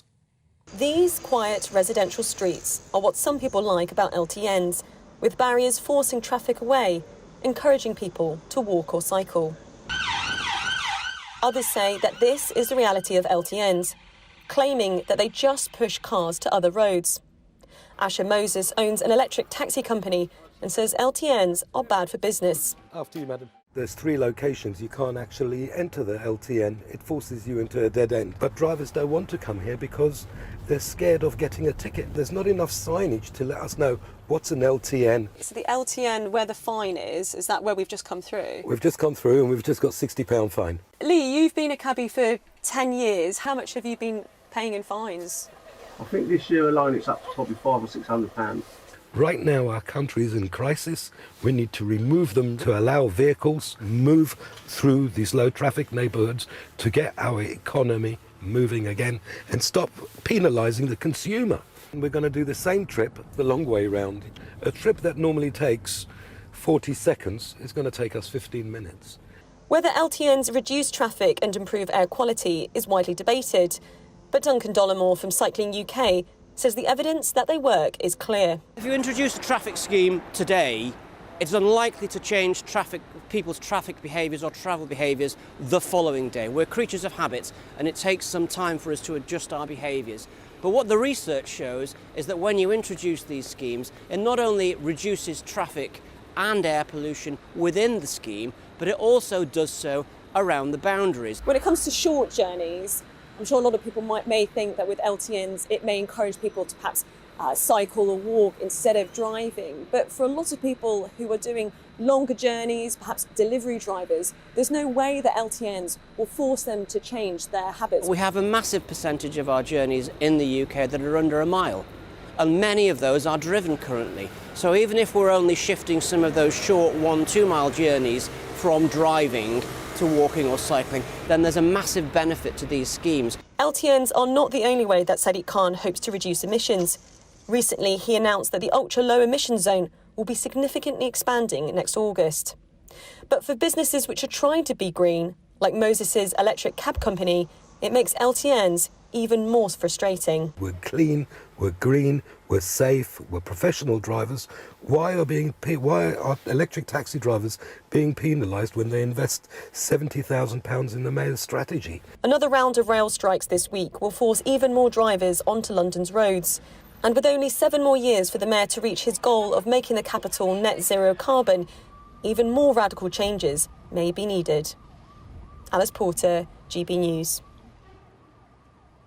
So love them or loathe them. We have a loather right here. Yeah, I mean, I campaigned on the mayoral campaign in London, and they're absolutely hated by small business owners. They force traffic onto the main roads so they can get you on their cameras, so they can get you on ULEZ. And it's not just a London thing. These places are cropping up in Birmingham, Manchester, Bristol, Oxford, Bradford. It's taxation dressed as salvation. It's a way of squeezing more money out the motorists in the name of saving the planet. I think it's political robbery. That's just me. There you go. Not a few, short of a few things to say on that. Let us know, do you agree with Martin on the LTNs as they're known, or do you think they do actually help to tackle the problem? Perhaps. Let us know your thoughts. After the break, we'll be finding out what's driving down demand, believe it or not, for electric cars. More in a moment.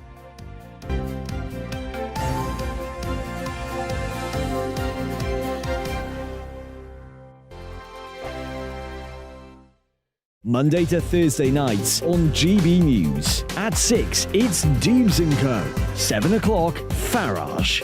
At 8, join Mark Stein. And at 9, Dan Wootton Tonight, followed by Headliners. On TV, radio and online. This is GB News. Here on GB News Live, we'll be keeping you in the picture, finding out what's happening across the country and finding out why it matters to you. We'll have the facts fast with our team of reporters and specialist correspondents. Wherever it's happening, we'll be there from 12 noon on TV, radio and online. GB News, the People's Channel, Britain's news channel. We are GB News, the People's Channel. Why not take us home with you by visiting the GB News shop at gbnews.store. You'll find all the official merchandise, a really good present actually for yourself, your friends or your family. We ship across the UK mainland at no extra cost. GB News, the People's Channel. Join my show Farage, 7 p.m. till 8 p.m. Monday through Thursday, and there you will get opinion, analysis, debate, and I'll cover stories that nobody else dares to touch. You've been cancelled. Join the club. Oh my goodness me. And then for the last 15 minutes, talking pints. We're over a drink. We have a civilised conversation with someone.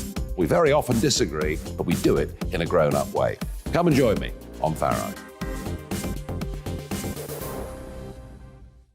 Monday to Thursday on GB News, it's Bev Turner Today from 10 a.m. We're going to be here for you, our GB News family, to keep you up to date, but also make you smile. There's a guy who went from puberty to adultery. And I can't wait to bring a few of my own opinions. I have no time for cultural totalitarianism. We'll engage in passionate, but always polite debate, with your thoughts and opinions at the centre of it all. Only on GB News, the People's Channel, Britain's news channel. Hi there, it's Stephen and Anne. At breakfast from 6 a.m, you'll always be caught up with everything you need to know, the latest headlines, opinions and debates. We'll bring you the good news and the bad, but most of all, we're here for you. Remember, send in your views and let us know what you would like us to talk about. That's because we're your news channel. And every morning at 6 a.m, it's breakfast on GB News. Join me every Sunday at 6 p.m. for Gloria Meets. In exclusive interviews, I'll be finding out who our politicians really are and what they really think. It's something that you would never want anyone to suffer. I didn't know what channels there were. I didn't think I'd be believed. I must have weighed about 7 stone and I'm 5'8". My instincts was to sort of cover this up. I mean, clearly that was a mistake. Join me every Sunday at 6 p.m. on GB News, the People's Channel, Britain's news channel. Hello, I'm Simon Evans. Join me on GB News for Headliners at 11 p.m, where I'll be joined by two of the country's top comedians as we take a look at tomorrow's newspapers tonight. If it's a big story, we'll be covering it, I guarantee, but we'll also have some fun along the way. That's GB News Headliners at 11 p.m. We won't put you to sleep, unlike some of the other paper review shows out there. So join us, 11 p.m, 7 nights a week.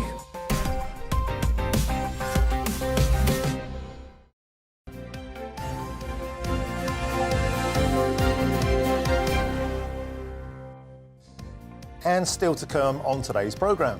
Apple is being sued by two women who say the company's AirTags were being used to stalk them. And at 8:45, we'll speak to a victim of stalking about how technology can enable predatory behaviour. 9:15, Vanity Fair royal editor Katie Nicholl will be here to break down the latest Harry and Meghan trailer. And you can join in any of our discussions in the usual way, GB Views at GB News or tweet us at GB News. Please get involved.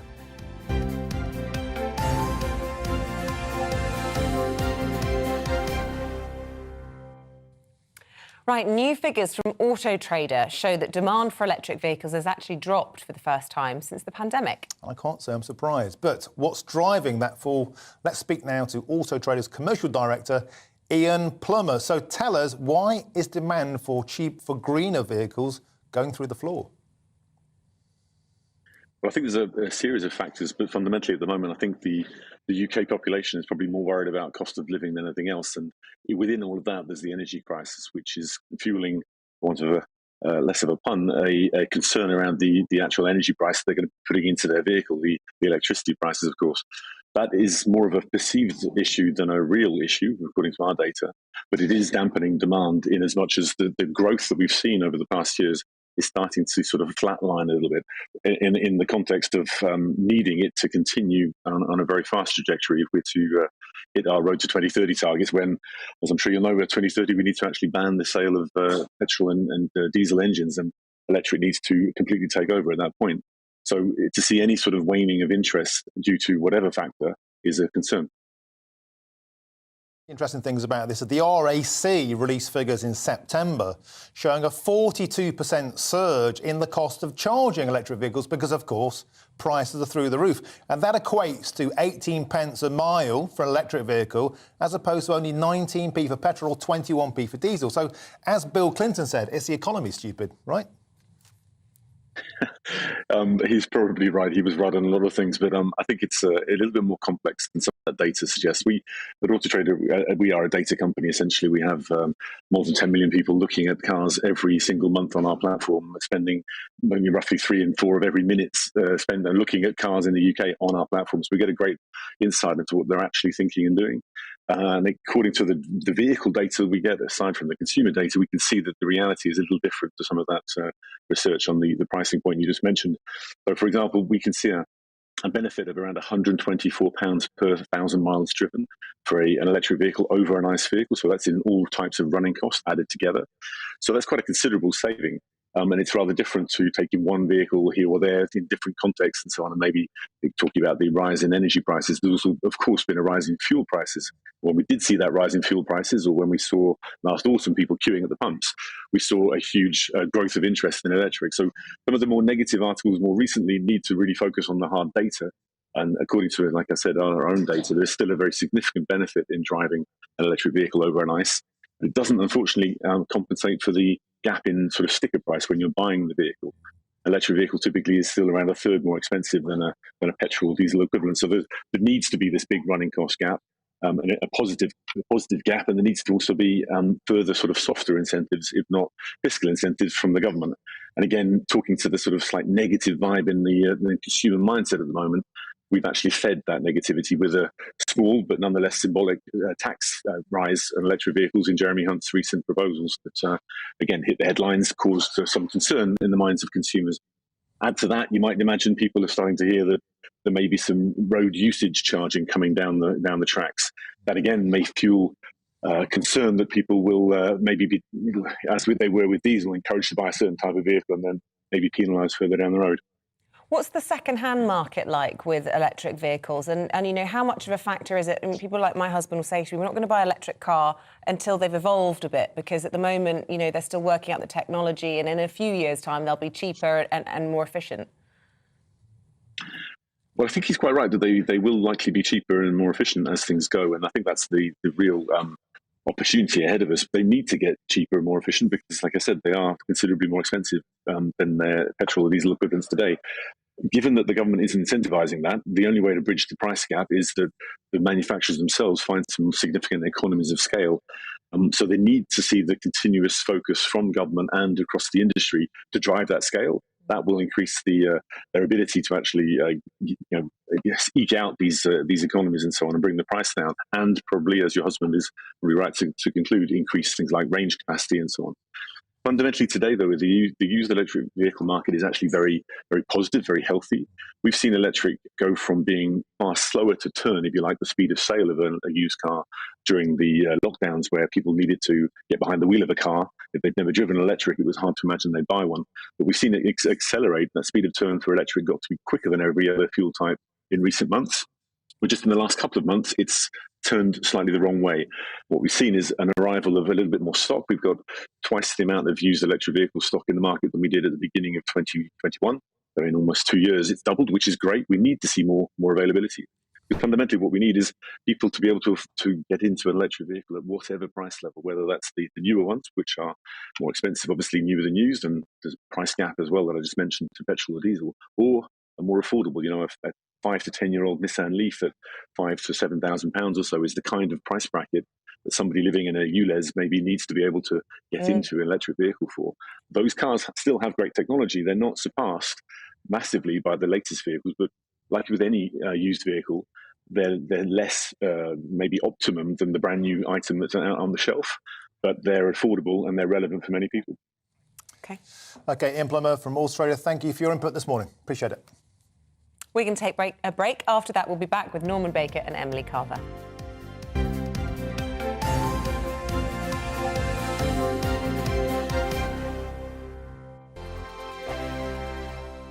We are GB News, and we'd like to say thank you to each and every one of you for bringing us your conversations, for helping our great nation find its voice. We are here for you on radio, television, and online, across England, Scotland, Wales, and Northern Ireland. It's not the BBC, you actually get your facts right. We are proud to be GB News, the People's Channel, Britain's news channel.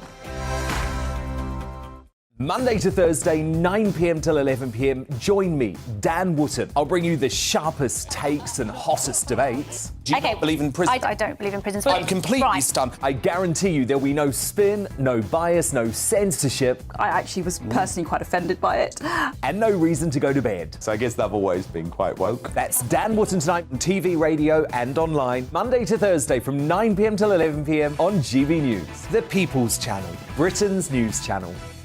My name's Tom Harwood and join me 9:30 a.m. every weekday for The Briefing, your one-stop shop for everything you need to know about what's going on in politics today. I wonder if this is a deal that might need to be like the biscuits in this factory, twice baked. Is there not an opportunity here to win out against the extremes? Tom Harwood, GB News. What are you going to do about it? Things should have been done differently, and they certainly are being done differently. Don't miss it. The Briefing with me, Tom Harwood, 9:30 Monday to Friday on GB News. Every morning from 6 o'clock, we'll wake you up with GB News Breakfast with all the stories you didn't know from the night before. So whether it's serious news, entertainment, or your own news from all over our great nation, we're here to kick off your day with a smile. The national media should be reflecting and reporting what's happening here. You will notice the northwestern accents. Whether you're with us on TV, radio, or online, every morning, it's breakfast from 6 a.m. Hope you can join us. We are GB News, right across the nation. You can get us on television, on radio, on digital. We're absolutely everywhere. Amazing! You see, amazing! You remind me of me in the European Parliament. But here's the most important bit. We are not part of the mainstream establishment. We think and speak just like you do. We are the People's Channel. Magnificent. That's really, really thoughtful. Come and join us on GB News, the People's News Channel. Join me, Nana Akue, Saturday and Sunday afternoons on GB News. Expect fiery debate and passionate discussion as me and my panel tackle some of the biggest topics hitting the headlines. It's a place for everyone's opinion. No one gets cancelled, but no one gets an easy ride. Oh, she's on it today! Be ready for conversations that are fierce, frank, and of course, fun. Every Saturday and Sunday afternoon from 4 p.m. on GB News, the People's Channel.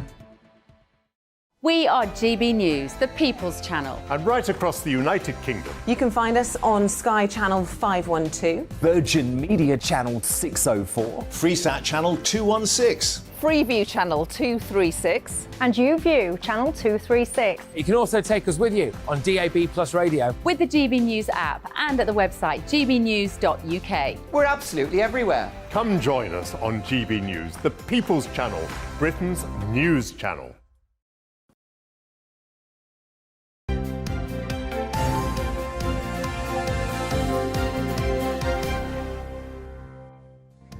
Welcome back. It's 8:34. Let's bring up to date with this morning's front pages. Here's the Express. A tragedy beyond words is their headline, leading on the deaths of the 3 young boys who fell into a frozen lake in Solihull at the weekend. Frozen Britain grinds to a halt, says the Daily Mail. Road, rail and air chaos has left many travellers stranded. And last-minute talks to halt the nurses' strike broke down last night as ministers refused to talk pay. That's the headline for The Times.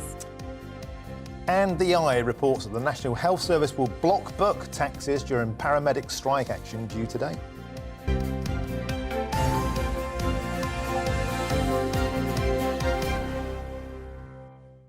Right, we're going to go through the newspapers this morning, joined by former Liberal Democrat Minister Norman Baker and Conservative Home columnist Emily Carver, both regulars to the papers, and welcome back to both of you. Let's start with the Express front page, shall we? It's just, can hardly wait 2 more days until yet another drop from these professional whingers. Who wants to kick off on this one? Oh, well, look, I mean, their knowledge of the royal family stopped when they left the royal family and went to America, and therefore become further and further away from what's happening now, and therefore they have to become more and more lurid in their comments in order to hit the headlines, and that will become even worse as time goes on. And of course, let's not forget they got $88 million, was it, I think, for doing the Netflix series, so they have to get their pound of flesh in Netflix, don't they? They want something out of it. So this is what it's all about. I think it's rather sad, and personally I'm fed up with the kind of self-indulgence of the whole thing. And there's been lots of reports, I mean, it's hard to know how true they are, but of royal insiders and sources close to the palace and aides within the palace all saying that there's, well, white lies, half-truths, straight-out lies within this documentary. So we'll see, people will be able to make their own assessment. But I do wonder what these two will do once they're done telling their royal sob-story, because it doesn't seem to me that they have too much else going on at the moment besides, you know, receiving awards for uncovering racism in the royal But they'll move household. on to the next pet project, which probably will be climate change. They'll take a private jet. But no, they just took a private jet to New York. Yeah. The other day. Well, of course, it's security issues. But where I object is, I mean, look, we need to see what comes out on Thursday, but it seems as though he's taking a swipe at his brother. And you just think, what would Diana think about all of this? Yeah. Those two were so close growing up and had such a lovely relationship. And I think the whole nation kind of adopted them after the death of their mother, took them into their hearts. It's just unkind. And the idea that he objects to his brother being protected, he's heir to the throne. He will be king once his father dies. Should he not be happy that the palace or the media, whoever they are protecting his beloved brother? It sounds like Prince Harry has a bit of a victim complex, but perhaps a massive chip on his shoulder from not being the one in line for the throne. And so he seems to be just throwing his toys out the pram at the moment. I don't have much respect for Prince Harry. After all the good work he did do, serving our country and with the Invictus Games and so on, he could have had a bright future. Well, he's got a chip on his shoulders and he's got a woke word salad to go with it. Institutional gaslighting. I still don't know what that means. Can anybody just inform me? Well, I mean, let's try and find the balance, Norman. Do you think there is some truth in perhaps some of the things he's saying? There's some truth that there was an attempt to protect William and Harry had to be sacrificed if necessary to do that. That's as far as I would go on that. And it's certainly the case, as I said earlier on in the programme, that newspapers that I was writing for were quite keen to make sure that William and Kate were not attacked and Harry and Meghan were open season. So to that extent, it was true. Can I just say on chips on shoulders, I once had a letter from a constituent as an MP saying, I'm a deep-sea fisherman with a chip on my shoulder, which I thought was an interesting idea. So, fish and chips covered off. OK, from that you got me hungry again. Roast potatoes yesterday. There's a theme emerging here. More serious matter, Norman, to The Guardian. The Iran protests. Now, these came into the public view during the World Cup, of course. That's right. Speaking about it, now that Iran are out, the tournament and it's business as usual. What's going on over there? Well, look, I mean, I wanted to bring this in today because it's a very serious story that's not got the coverage I think it should have done in the papers overall. And this is appalling. This is young people who are demanding what we take for granted in this country, the right to wear what you want and to say what you want and just to behave normally, to listen to music and do other things, being stopped by this kind of antediluvian religious lot who are running around since 1979, the revolution. And now they're being executed in public in a most barbaric way. Just read this paragraph out. The pro-government news agency published a collage of images of, this is a guy, Ranavad, who's been hanging from a metal crane, his hands and feet bound, a black bag over his head. Masked security force members stood guard in front of the concrete and metal barriers that held back a crowd yesterday morning. I mean, what a barbaric way to carry on? Sort of ISIS style, isn't it? It's awful. And worth pointing out that football was meant to kind of highlight this and unite the country, but even then footballers, World Cup players who've gone back to Iran, have had businesses closed down because they spoke out against the regime. This is a serious business. The Iranian footballers, to be credited to them, did not sing their national anthem when they were over there, and that's a very brave thing to do, actually. Okay, I do wonder what our role in this is, how we can influence the Iranian regime. What can we do? Because, of course, it's fantastic that people are drawing attention to this story, and you're right to choose it. But I do wonder what Britain, its government, its people can do to try to We've done make things sanctions, better very for these hard women. sanctions against Iran for many, many years. Yes. I'm not sure there is very much we can do. I mean, we're not the world's policemen. That's the reality of it all. Yeah. OK, so, Emily, to you, the economic outlook. So Jeremy Hunt yesterday announced a slightly growing 0.5% economy, but warning of bleak times ahead. Yes, and of course this is data from September and October, so it doesn't paint a full picture of what things will be like now. But I do think that also with all this strike action, productivity is going to be down again, output will be down again, we'll be losing money, we're definitely going to be heading into a recession, at least that's what this article seems to suggest. That little boost in GDP was due to car sales and a construction drive, and it was a surprise. But also in the FT is this story, which perhaps is more interesting, which is that officials, that Kwasi Kwarteng, when he was Chancellor, his short-lived chancellorship, he apparently brushed aside warnings over the mini-budget. All officials within the civil service, his permanent secretary, etc. Apparently, he ignored them when they raised concerns over his mini-budget and what could happen as a fallout. One could say that perhaps they're trying to cover their tracks too. But, you know, having met Kwasi Kwarteng, I can imagine he doesn't. He's very happy to go, you know, forward. They both still believe in what they did and have defended it. And very much so. Always will do.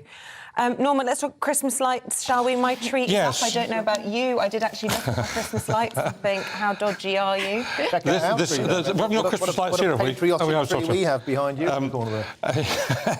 Indeed. But I mean, this should be a happy story, shouldn't it, about Christmas lights? But it's not actually a happy story because it says come on. that.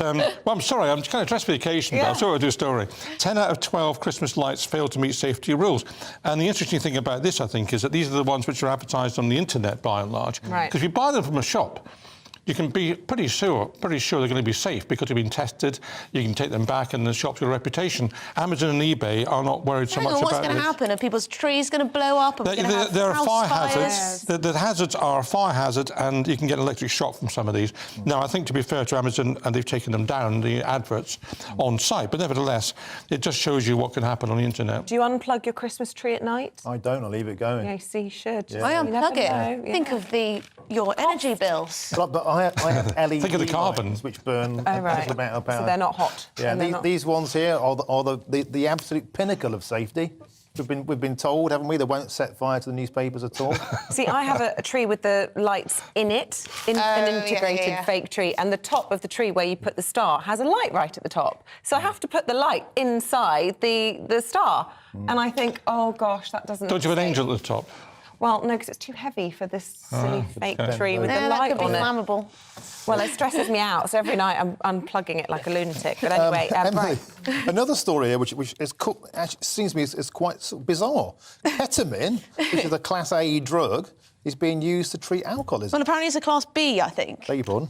The ketamine, which is tranquilizer. Yes, it's a horse tranquilizer, which has become a bit of a party drug, or at least towards the end of the evening, as I'm told. It's a downer rather than a bit of a upper. downer. Gives you, a feeling of not knowing where you are. Apparently, anyway, apparently it can be a cure or help with alcoholism as part of your therapy. How? Apparently, it helps you stay completely sober. It kind of drugs them into a stupor so they don't fancy a drink, or? Well, apparently so. They're doing lots of different tests. They're recruiting 280 people with alcohol problems to take part in more,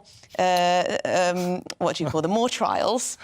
So we shall see. This could be a breakthrough, although I don't know if ketamine is addictive, so that would be a bit of a problem. I think it is, and I've interviewed people whose lives have been ruined by ketamine. I went to the house of a young boy who had basically lifelong incontinence, having got hooked on ketamine as a teenager. Has huge problems for your bladder. This is mad, if I may say so. It's a mad idea. It's just a cross-addiction. It is, and ketamine also causes organ damage, quite significant organ damage. Speaking as a former drugs minister, I can tell you that that's the case. There you go. He name drops himself all the time. I've had a lot of jobs. Well, no, we love it. Have we got time? Sorry, I wasn't sure. We've got time.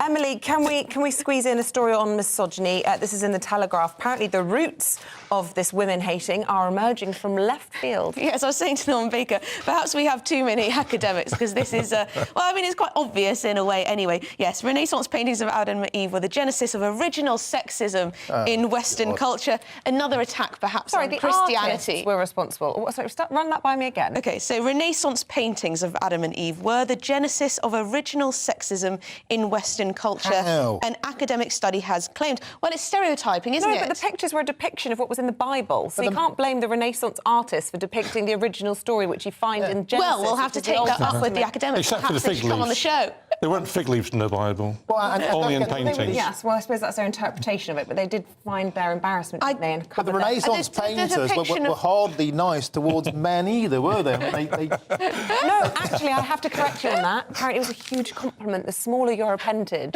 during Renaissance Italy actually was a sign of bigger power, more power. It's a big one. Was seen as that was a crass. myth. I'm telling you, that's why they've all got on all the statues. So you're allowed to be sexist towards men, and that's progressive, it shows your power, but you can't be sexist towards women because it's misogyny. As a sinister, manipulative woman, and that is the reason why our culture is misogynistic, according to these two academics. So anyone who would like to read that report... Are they female or male academics? Pardon? What's the gender of the academics? Della and Robert. Oh, what guys, it is quite sexist to have a woman made out of the bone of a man. It is, absolutely. It is true, yes. You know. Yeah. So we need to cancel the Bible and Christianity and all that is not the headline we take credit at. Look, it's been really entertaining. Emily Carver, Norman Baker, we love having you on. Thank you both for taking us through the papers today. Everything is sexist. Everything is sexist. Even art from centuries ago. We must destroy it, burn it all. Anyway, let's bring it to date with all of today's stories. The Transport Secretary, Mark Harper, told us this morning the tide is turning against the RMT union following the start of the first of two 48-hour rail strikes this week. 63% of the union's members turned down a deal offered by Network Rail of a 5% pay rise this year and a further 4% rise in 2023. Mr Harper told us, the unions have accepted pay offers. It's time for the RMT to follow suit. And it's interesting, in their ballot yesterday, only just over half of their workforce actually rejected it. Almost 40% of their workforce, even with a very clear instruction from their union leadership, actually voted in favour of it. So I think the tide is turning. As well as the rail strikes, the extreme winter weather is leading to more travel chaos this morning. Met Office yellow weather warnings for ice, snow and fog remain in place across Northern Ireland, the north of Scotland and south east England. The Independent's travel editor Simon Calder told us the airports are particularly badly affected this morning. I'm counting 65 short-haul domestic and European cancellations. Largest number of those is British Airways to and from London Heathrow. Also still a number of cancellations this morning, fresh ones on Ryanair from Stansted. Wizz Air at Luton has got a few cancellations, and London City isn't looking too clever either. The rate of UK unemployment rose to 3.7% in the 3 months to October, up slightly from 3.6% in the previous 3 months. This is according to the latest data from the ONS. Chancellor Jeremy Hunt says job vacancies remain at near record levels and the government's committed to helping people get back into work.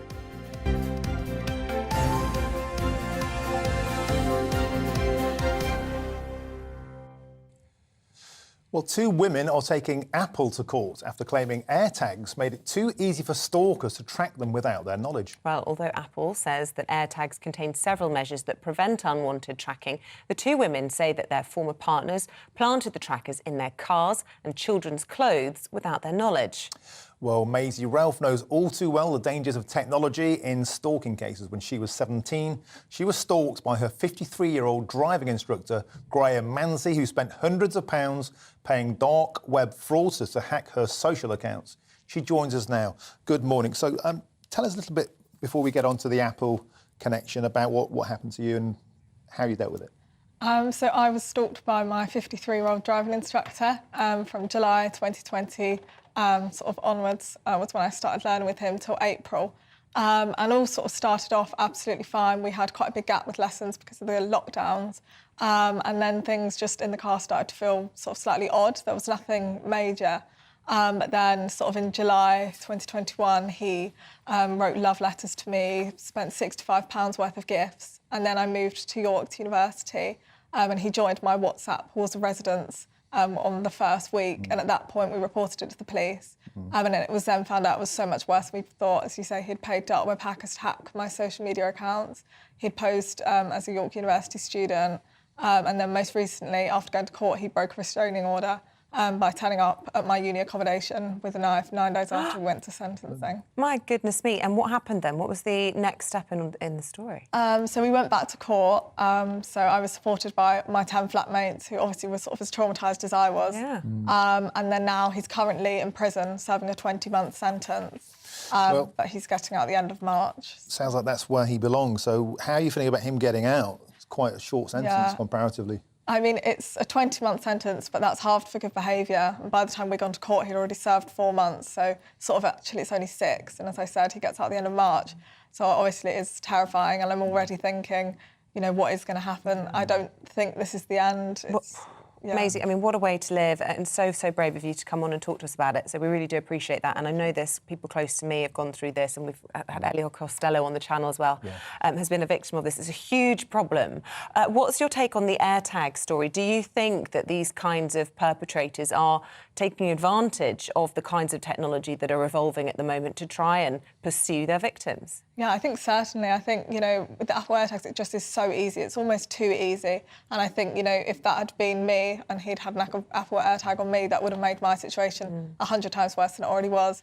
Yeah, because when you look at these cases, quite often it's former partners placing the AirTags under the mats in a car or even like gluing them underneath number plates. So oftentimes these things come out. It was a way of tracking your keys or tracking your luggage at an airport. A good technology so often, though, finds a more sinister usage, doesn't it? Yeah, for sure. Certainly. I think it's just, it makes it too easy for people. I mean, you know, my stalker paid dark web hackers to hack 17-year-old social media accounts. I mean, it makes you think, you know, it's just, that takes probably quite a lot of skill, but this is just, you know, £40 in the Apple shop. I suppose the problem in all of this is if you do stop developments in technology because of a minority of users taking advantage of them, then that's a shame for everybody else, isn't it? I mean, a lot of people might see the advantages perhaps to tracking their kids on their way home from school or, as you say, losing important pieces of kit. I mean, there are advantages to these things. What is the solution in all of this? I mean, how do we regulate this so that it doesn't affect people's lives in similar situations to you, but yet the rest of us can enjoy the benefits? Yeah, I mean, it's obviously it's such, because you don't want the majority to lose out because of the minority. And as you say, it's such an important piece of kit. But obviously something needs to be done to protect victims of stalking because it just makes it too easy for people. And part of the problem with this is when you read into these cases, you know, so often women have been stalked by their partner for so long without even knowing about it, because these things are small, they're about the size of a 10p piece, right? And they're easily obscured. I guess you can check your car as best you can, but it's a needle in a haystack job. What has your experience been of the court system? Because again, we hear mixed reviews from women about the process. Often having, you know, some women are able to go, most women are able to go behind a screen, but a dear friend of mine was going through security into the courthouse, and it was the same entrance to the court as everybody else, and she realised her stalker was stood behind her. She could feel his breath on the back of her neck. So whilst there are certain mitigations in place, it wasn't enough for her to feel safe during the whole process. No, I mean, I was classed as a vulnerable witness, I think probably because of the age gap, and I am absolutely petrified of him now. So I was lucky that I could go through a separate entrance, but there was one time we nearly bumped into him, but sort of witness care and things like that were very good at trying to make sure, you know, that we were separated. Most recently, he was on a video link from prison because he'd been held on remand. So at least that time, I only had to see him on video. And none of the times he's been able to see me because obviously they don't want to fuel the obsession. Did you write a witness impact statement and read it out in court? Yeah, I did. And do you feel like, you know, was that cathartic as a process? Yeah, I mean, I guess you kind of felt quite powerful and you thought, you know, you need to get your point across of how much this has affected you. And it was sort of good to write it down and for him to hear, I mean, my stalker's totally irrational and totally unremorseful. So I think that obviously, you know, when he's shaking his head, it's a bit of a kick in the teeth. But ultimately, it did give something, I guess, reading it out myself. And so have you been offered any additional support or help for when he actually is released from jail? Or we have someone assigned to you can turn to quickly? How does that process work? So me and all my flatmates, our numbers are sort of flagged in the police system. So if we were to ring, they would come very quickly. The North Yorkshire Police have been excellent. And then they're going to sort of check the house and check our flats and see, just to check that, is it possible that he could get in? But ultimately, I think it's one of the things that what can they do? Nobody knows what the future's going to hold. And I think until he gets out, it's sort of a stab in the dark. No one really knows. Did you ever learn to drive? Yeah, I've just literally passed my driving test a month ago. Oh, congratulations. I hope that this wasn't a barrier to you getting that really important qualification. Maisie Ralph, we wish you all the very best. Thank you. So sorry you've been through this, and we wish you the best in March as well when he is released. Thanks very much. Yeah, it's great to hear that the police were supportive and we're positive towards you. It's always nice to end on that. Yeah, absolutely. Look, we're going to take a break. Do stay with us, because after that we're going to have more for you on today's rail strikes. We'll also be speaking to Labour about how they would negotiate with the unions. Don't go anywhere.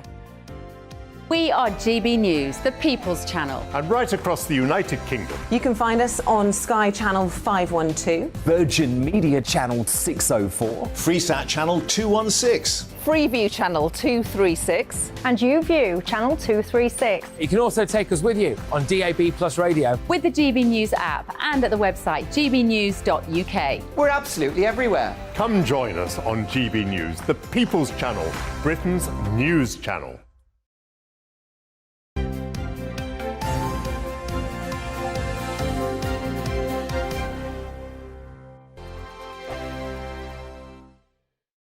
Hello there, it's Eamonn Holmes here from Breakfast on GB News. We're not just on your television and your screens, We're on DAB Plus digital radio, so you can listen to your favourite shows on the move. If you've not yet listened to GB News Radio, it's very simple. We're on your radio player and tune-in apps, on your smart speaker, phone or tablet, or online at gbnews.uk. Take us with you wherever you go. GB News Radio. You never have to miss a moment of the People's Channel.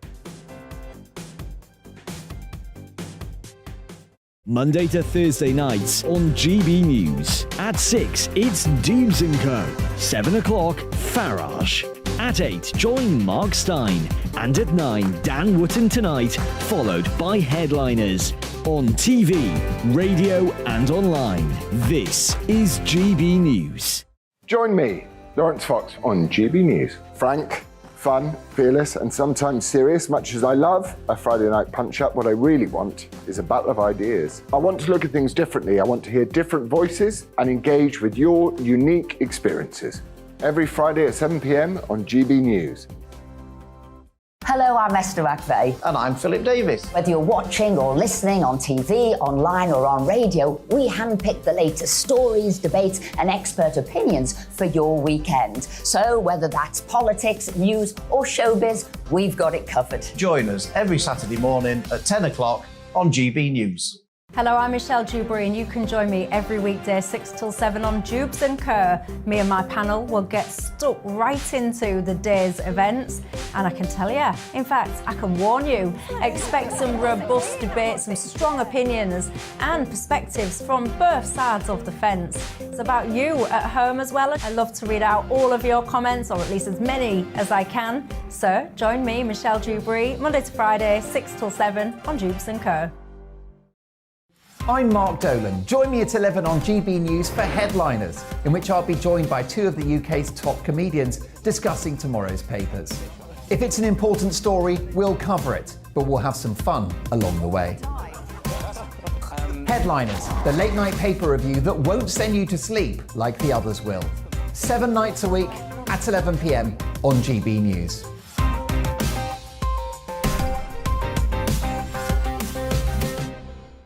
Monday to Thursday on GB News, it's Bev Turner Today from 10 a.m. We're going to be here for you, our GB News family, to keep you up to date, but also make you smile. The guy went from puberty to adultery. And I can't wait to bring a few of my own opinions. I have no time for cultural totalitarianism. We'll engage in passionate, but always polite debate, with your thoughts and opinions at the centre of it all. Only on GB News, the People's Channel, Britain's news channel. I'm Mark White. As GB News Home and Security Editor, I cover those key issues that are so important to you. Our authorities, our communities doing all they can to combat violent crime. With the public services under unbearable strain, why are we still failing to control our borders? Defence, the first priority of any government, has been continually hollowed out. Can we trust our politicians to protect the armed forces? Join me, Mark White, on GB News.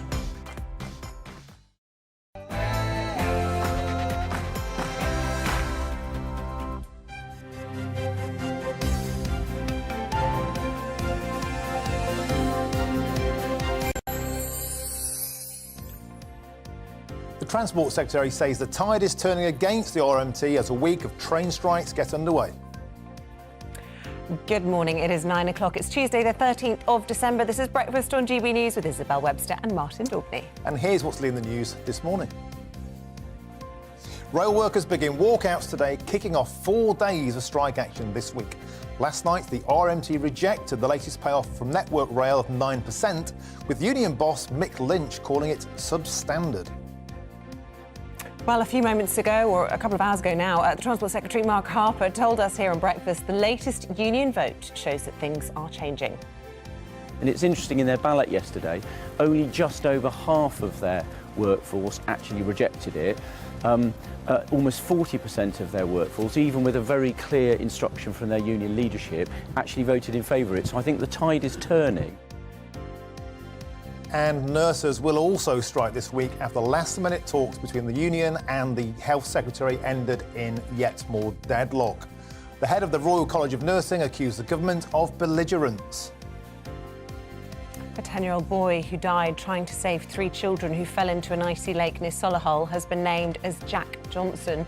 2 other children have died and another remains in a critical condition in hospital. And Prince Harry has claimed he experienced institutional gaslighting. I'm sort of sure what that means in a new trailer for part 2 of Harry and Meghan, the docu-series. The final 3 episodes of the controversial Netflix show are dumped on us this Thursday. And we would love to hear from you this morning. Get in touch the usual way via Twitter or email and let us know where you're watching or listening from.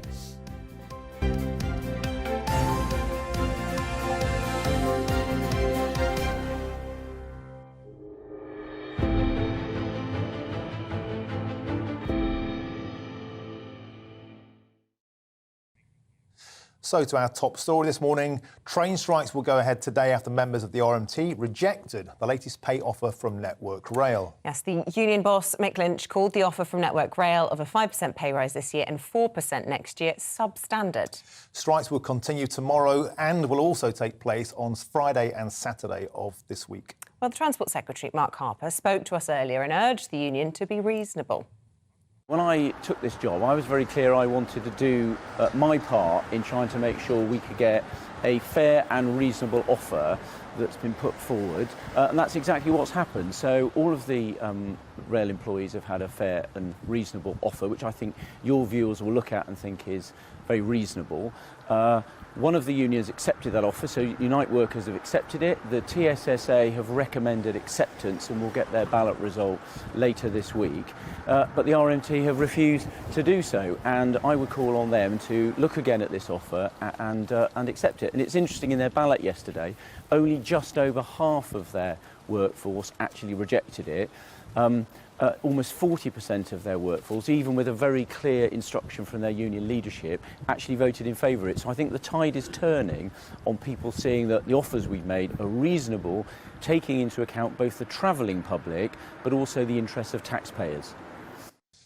Yeah, Mark Harper saying reasonable about 20 times. I'm sure that will do it. Anyway, joining us now is our Yorkshire and Humber reporter, Anna Riley, who is at Leeds Station. Top of the morning to you there.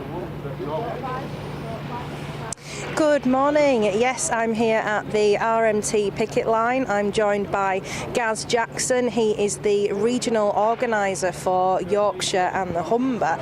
And Gaz, we've just heard there from Mark Harper. He said that he's offered a reasonable deal. Is it reasonable for your members? No, it's not. On Network Rail, our members overwhelmingly rejected the proposals yesterday, and our members on the train operating companies, also the National Executive, has rejected that deal because what they've put in there is not acceptable. Our members will not accept driver-only operation. They will not accept stations without any station staff. We want a safe and we want an accessible railway for everybody. These strikes have been going on since June now. Have you got a sense of the public mood? It's, putting a lot of passengers, they're not being able to get to work, they're not being able to go out the commute, we've got Christmas coming up. Have you still got that support on the side, do you think? Yeah, absolutely. You can see it on social media, you can see it out here on the picket lines. I've been in Doncaster and Leeds today, and the public support has been absolutely fantastic. We do sympathise with the people that are being obviously disrupted, but our members are out on strike for a reason. Like I'll repeat myself, we want a safe and accessible railway for everybody. And how long is this going to go on for? I mean, it's another 6 months that you've said you'll strike for. Are your members willing to go that far? So we haven't taken any action since October. We've given it the absolute best opportunity to try and get a resolution to this dispute. And unfortunately, the government have got their hands all over this, and we need the train operating companies and the Network Rail to be able to negotiate with our negotiation teams to get a deal. Because 9 times out of 10, on the railway historically, we do get a resolution to these disputes. The government needs to unshackle the companies so we can do the negotiations properly. The government are saying, and the rail delivery group are saying, that the rail's already in jeopardy with the lack of money that's been put into it, and these strikes are just making things even worse. What would you say to that? Well, if you have a look at the private companies that we've got on the railway currently, just for an example, First Group, during the worst possible time through COVID, they managed to pay their shareholders £500 million. That's where the problem is, not these guys that are out on the picket lines. And how does this fit into the rest of the strike action that's going to be coming up? We've got Rail Mail striking, got the NHS. It's sort of bringing Britain to a deadlock, isn't it, and standstill? Yeah, there's a real problem, and the problem is, I think, squarely with the feet of the government. Working class people in this country have had enough. These people that are out on the strike, the posters, the nurses, the railway workers, are all key workers throughout the pandemic. They've got a clap every Thursday. Well, I'm afraid the claps don't pay bills. They need a pay rise. These people have not had a pay rise for the last 2 years. Thank you, Gaz. Thanks for speaking with us this morning. So we've got this picket line here in Leeds going on for the rest of today and on into tomorrow, and then we're hearing more strike action running up to Christmas and then into January. OK, Anna Riley with that. Thank you very much indeed. OK, let's speak now to the Shadow Public Health Minister, Andrew Gwynn. Good morning, Andrew. We've got chaos, we've got carnage, strikes left, right and centre on the rails and also in your area in public health. Newspapers full of reaction today that people might not be able to get ambulances. If people start dying, are you going to support these strikes still? Look, it's not about supporting strikes. We want to avert these strikes, and it's incumbent on the government, on Steve Barclay in the case of the NHS, to sit down, even at this 11th hour, and negotiate with the Royal College of Nurses. We don't want to see strikes because ultimately this is about patient healthcare. We want to make sure that patients are treated over the winter, and that actually the chaos that we are seeing in the NHS isn't worsened as a consequence. So Steve Barclay has had all summer to negotiate with the RCN. This issue has been rumbling on for months now. Even at this 11th hour, I implore him, get round the table and have a proper negotiation with the RCN. Well, the government say on the emotive issue of the pay of nurses, they've been asked over time to take the politics out of it. That's why they hired an independent pay review body who've reported back. They have followed that advice, plus given a bonus last year to nurses and give them a 3% rise when other sectors were not given the same benefit. So the government say, look, they've been reasonable in all of this. Look, I don't blame nurses. They've been driven to this by a Conservative government which has left them understaffed, overworked and burnt out. But, of course, what we have to have now is all sides sitting together and working together to prevent these strikes. Ministers are guilty of gross negligence for allowing it to get to this stage. And even now, Steve Barclay won't negotiate with the RCN. We need him to do so. Look, there were no strikes in the NHS over the 13 years of the last Labour government because we had a good working relationship with those working in the NHS.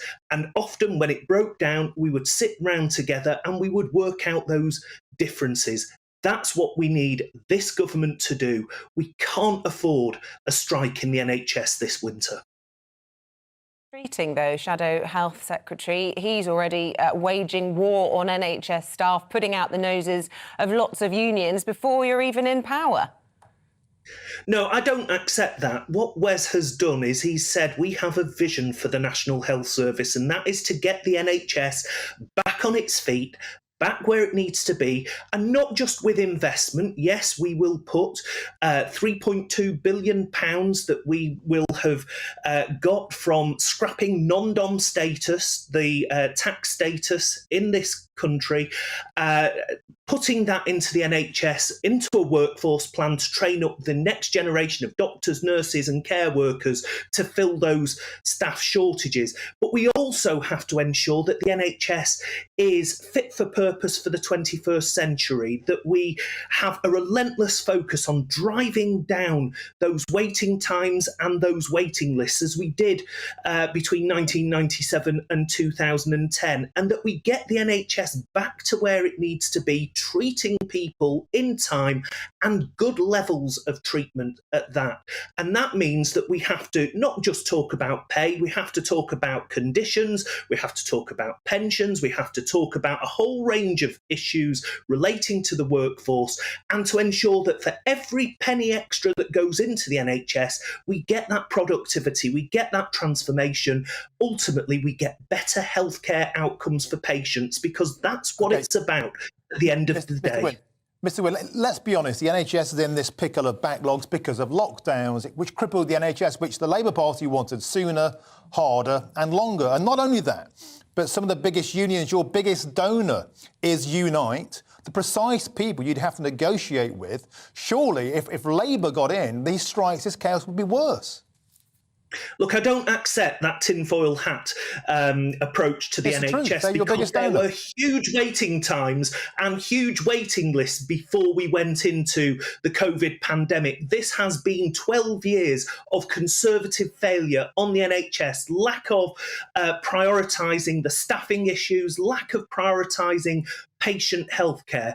And that is what the relentless focus of the next Labour government has got to be. And look, yes, we have within the Labour Party links with some of the trade unions, but that link is a healthy one. It is one where we sit down and we negotiate differences as a government and as the trade unions representing their members.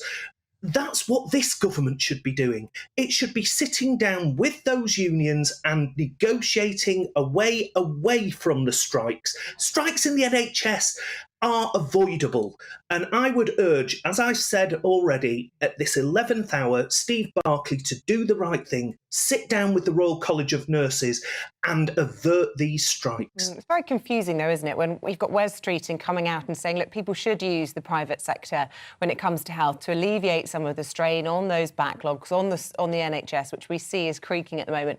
And yet here's the Labour Party going after the private sector when it comes to schools, which would increase the burden on the states. Very confused, mixed message there.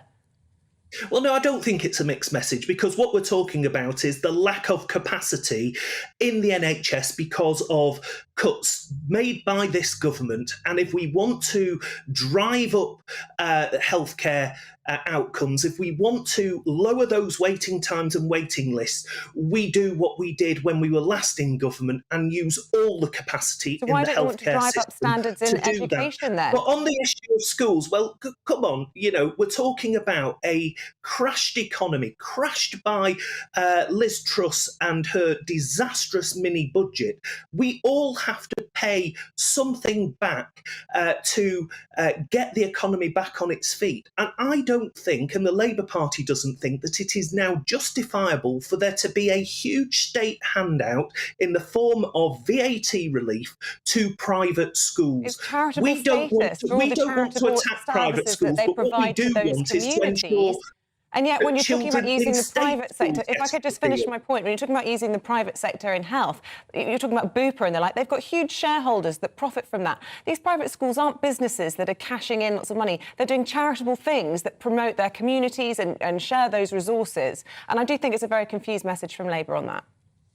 Well, I don't think it's confused. What we're saying, a bit like the non-dom tax status, it is not justifiable when ordinary families are having to pay a lot more in tax, the highest tax burden in our country's post-war history, to fix the economic mess that the Conservatives have made. It is not justifiable to have non-dom tax status, and we will use that money to improve the National Health Service. It is not justifiable to have a VAT relief for private schools. We will use that money to improve educational outcomes for all children in England. That is the priority of the next Labour government. It's not confused. It's actually common sense. Well, just to be clear, so you said we got the highest tax burden since World War II. That's correct. And your answer is more tax, more non-dom tax and scrap VAT. So a higher tax Labour government. Well, no, look, what we are talking about here is fairness in the system. If you think it's fair that people can avoid paying their taxes here in the United Kingdom, then you're certainly on a different planet to me, because I think it is unfair that people can work here and avoid paying their taxes here. Most people don't avoid paying their taxes here, and we need to end that loophole, and that's worth £3.2 billion. We'll invest that in a workforce plan for the NHS to get those doctors, nurses and care workers that actually we need to solve the crisis. OK, Andrew Gwynn, Shadow Public Health Minister. We have to leave it there. We're out of time. But good to talk to you this morning. Thanks very much indeed for your time. A very quick word from our political reporter, Olivia Utley. We've covered quite a lot of ground there. Yes, the non-dom status is what Labour is going to keep banging the drum about now. But it should be remembered that this has now been an issue in the Labour Party for 25 years. There have been multiple times and under multiple leaders that the Labour government has, or Labour shadow government, has said that it would scrap the non-dom status. And every time it ends in a sort of painful retreat because it turns out that it isn't actually an effective way of raising much money. So Labour are going to keep banging the drum on that, but whether it's going to have much of a sway with the public, it's not quite clear. One interesting thing I thought, Andrew Gwynn served under Corbyn in his shadow cabinet, so can no way be considered to be on the right of the Labour Party, unlike Wes Streeting, who is considered to be on the right of the Labour Party. But even he there said, at the end of saying how nurses need more money and how the Conservative government has wrecked their salaries, he did say, but the NHS needs to be delivering good value for patients. So this line is clearly something which is all over the whole of Labour now. And the idea that the NHS must reform or die, which used to be a right of the Conservative Party sentiment, is now much more mainstream. And very quickly, I pointed out there the link of union money to the Labour Party, the direct political. Is that something we should be concerned about, or is that just the way it's always worked with Labour and the unions? Well, it definitely is an issue. I mean, Andrew Gwynn himself is a member of Unite the Union. Yes, exactly. Exactly. And we know that, Keir Starmer wants to be a friend of business. He's presenting himself as this sort of Blairite, capitalist, competent Labour leader. But how can he be a friend of business and a friend of the unions? That's what the question is going to keep coming over and over again. Super. Thanks for input, Olivia. Always a pleasure. Thank you. Cheers. Right after the break, Vanity Fair royal editor Katie Nicholl will be here to break down the latest trailers for Harry and Meghan's docuseries.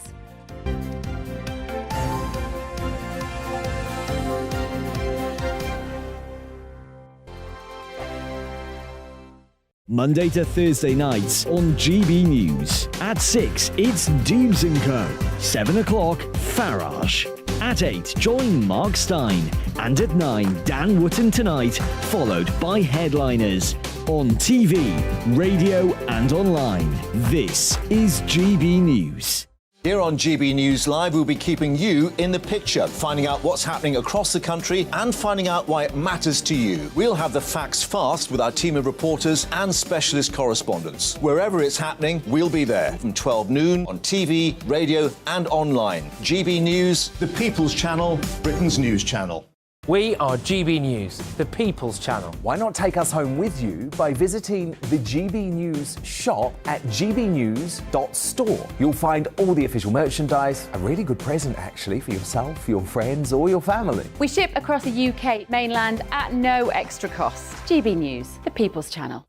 Join my show Farage, 7 p.m. till 8 p.m. Monday through Thursday, and there you will get opinion, analysis, debate, and I'll cover stories that nobody else dares to touch. You've been cancelled. Join the club. Oh my goodness me. And then for the last 15 minutes, talking pints. We're over a drink. We have a civilised conversation with someone. We very often disagree, but we do it in a grown-up way. Come and join me on Farage.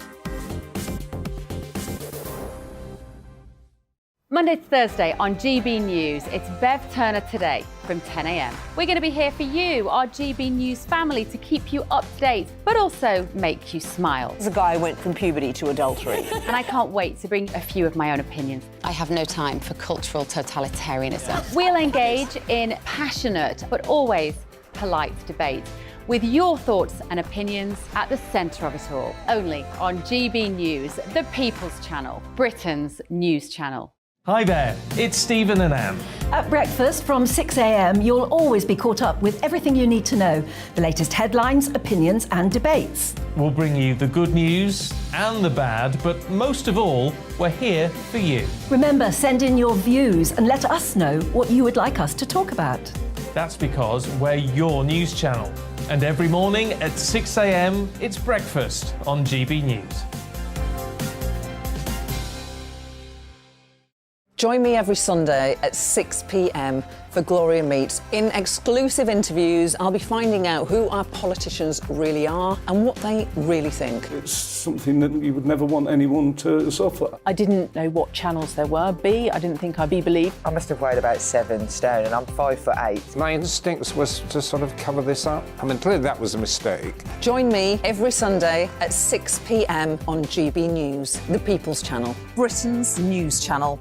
Hello, I'm Simon Evans. Join me on GB News for Headliners at 11 p.m, where I'll be joined by 2 of the country's top comedians as we take a look at tomorrow's newspapers tonight. If it's a big story, we'll be covering it, I guarantee, but we'll also have some fun along the way. That's GB News Headliners at 11 p.m. We won't put you to sleep, unlike some of the other paper review shows out there. So join us, 11 p.m, 7 nights a week.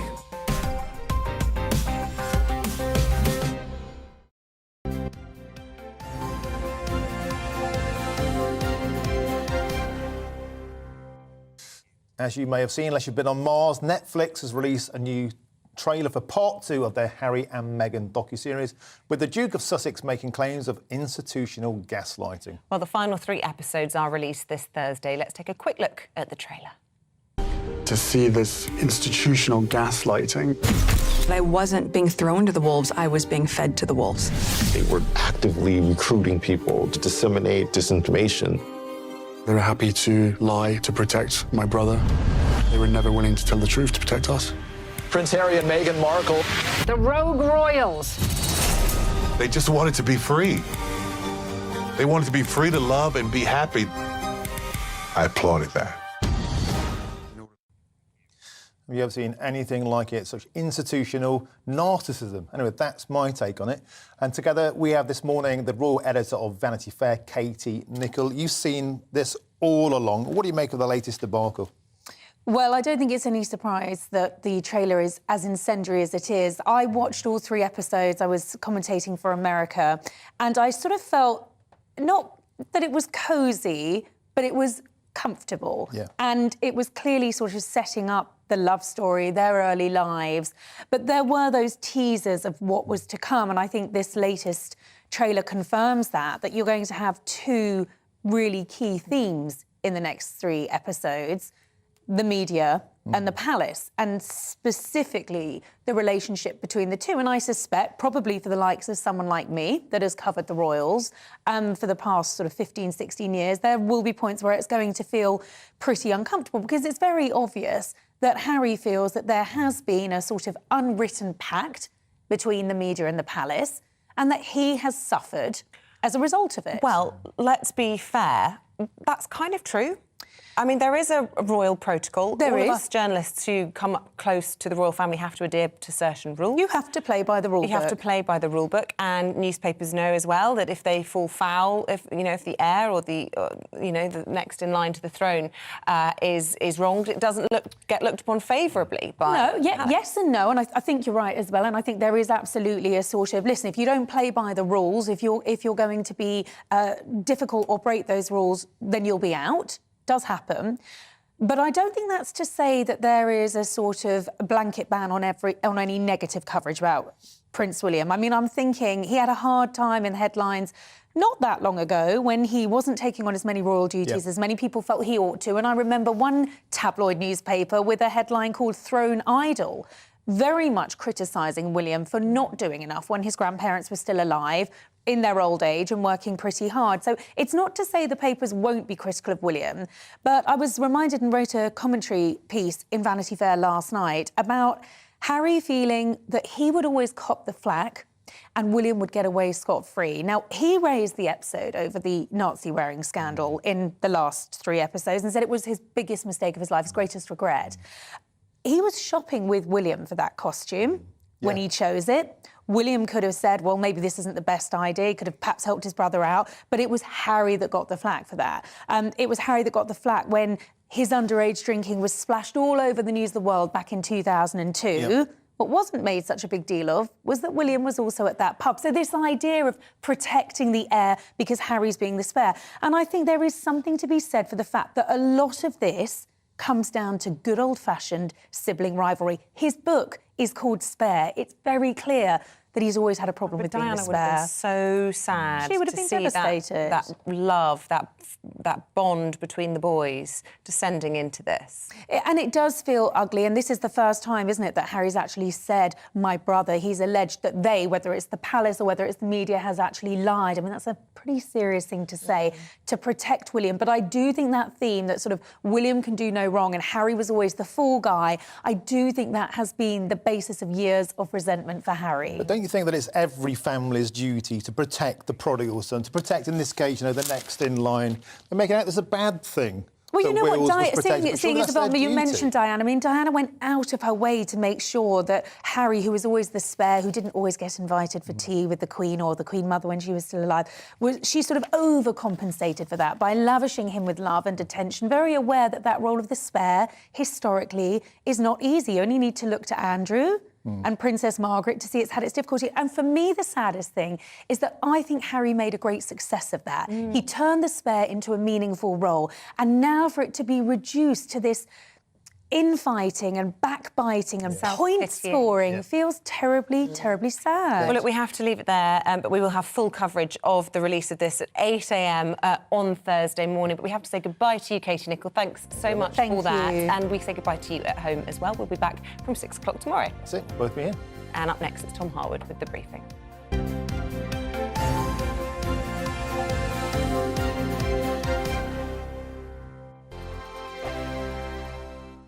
We are GB News, and we'd like to say thank you to each and every one of you for bringing us your conversations, for helping our great nation find its voice. We are here for you on radio, television, and online, across England, Scotland, Wales, and Northern Ireland. It's not the BBC, you actually get your facts right. We are proud to be GB News, the People's Channel, Britain's news channel.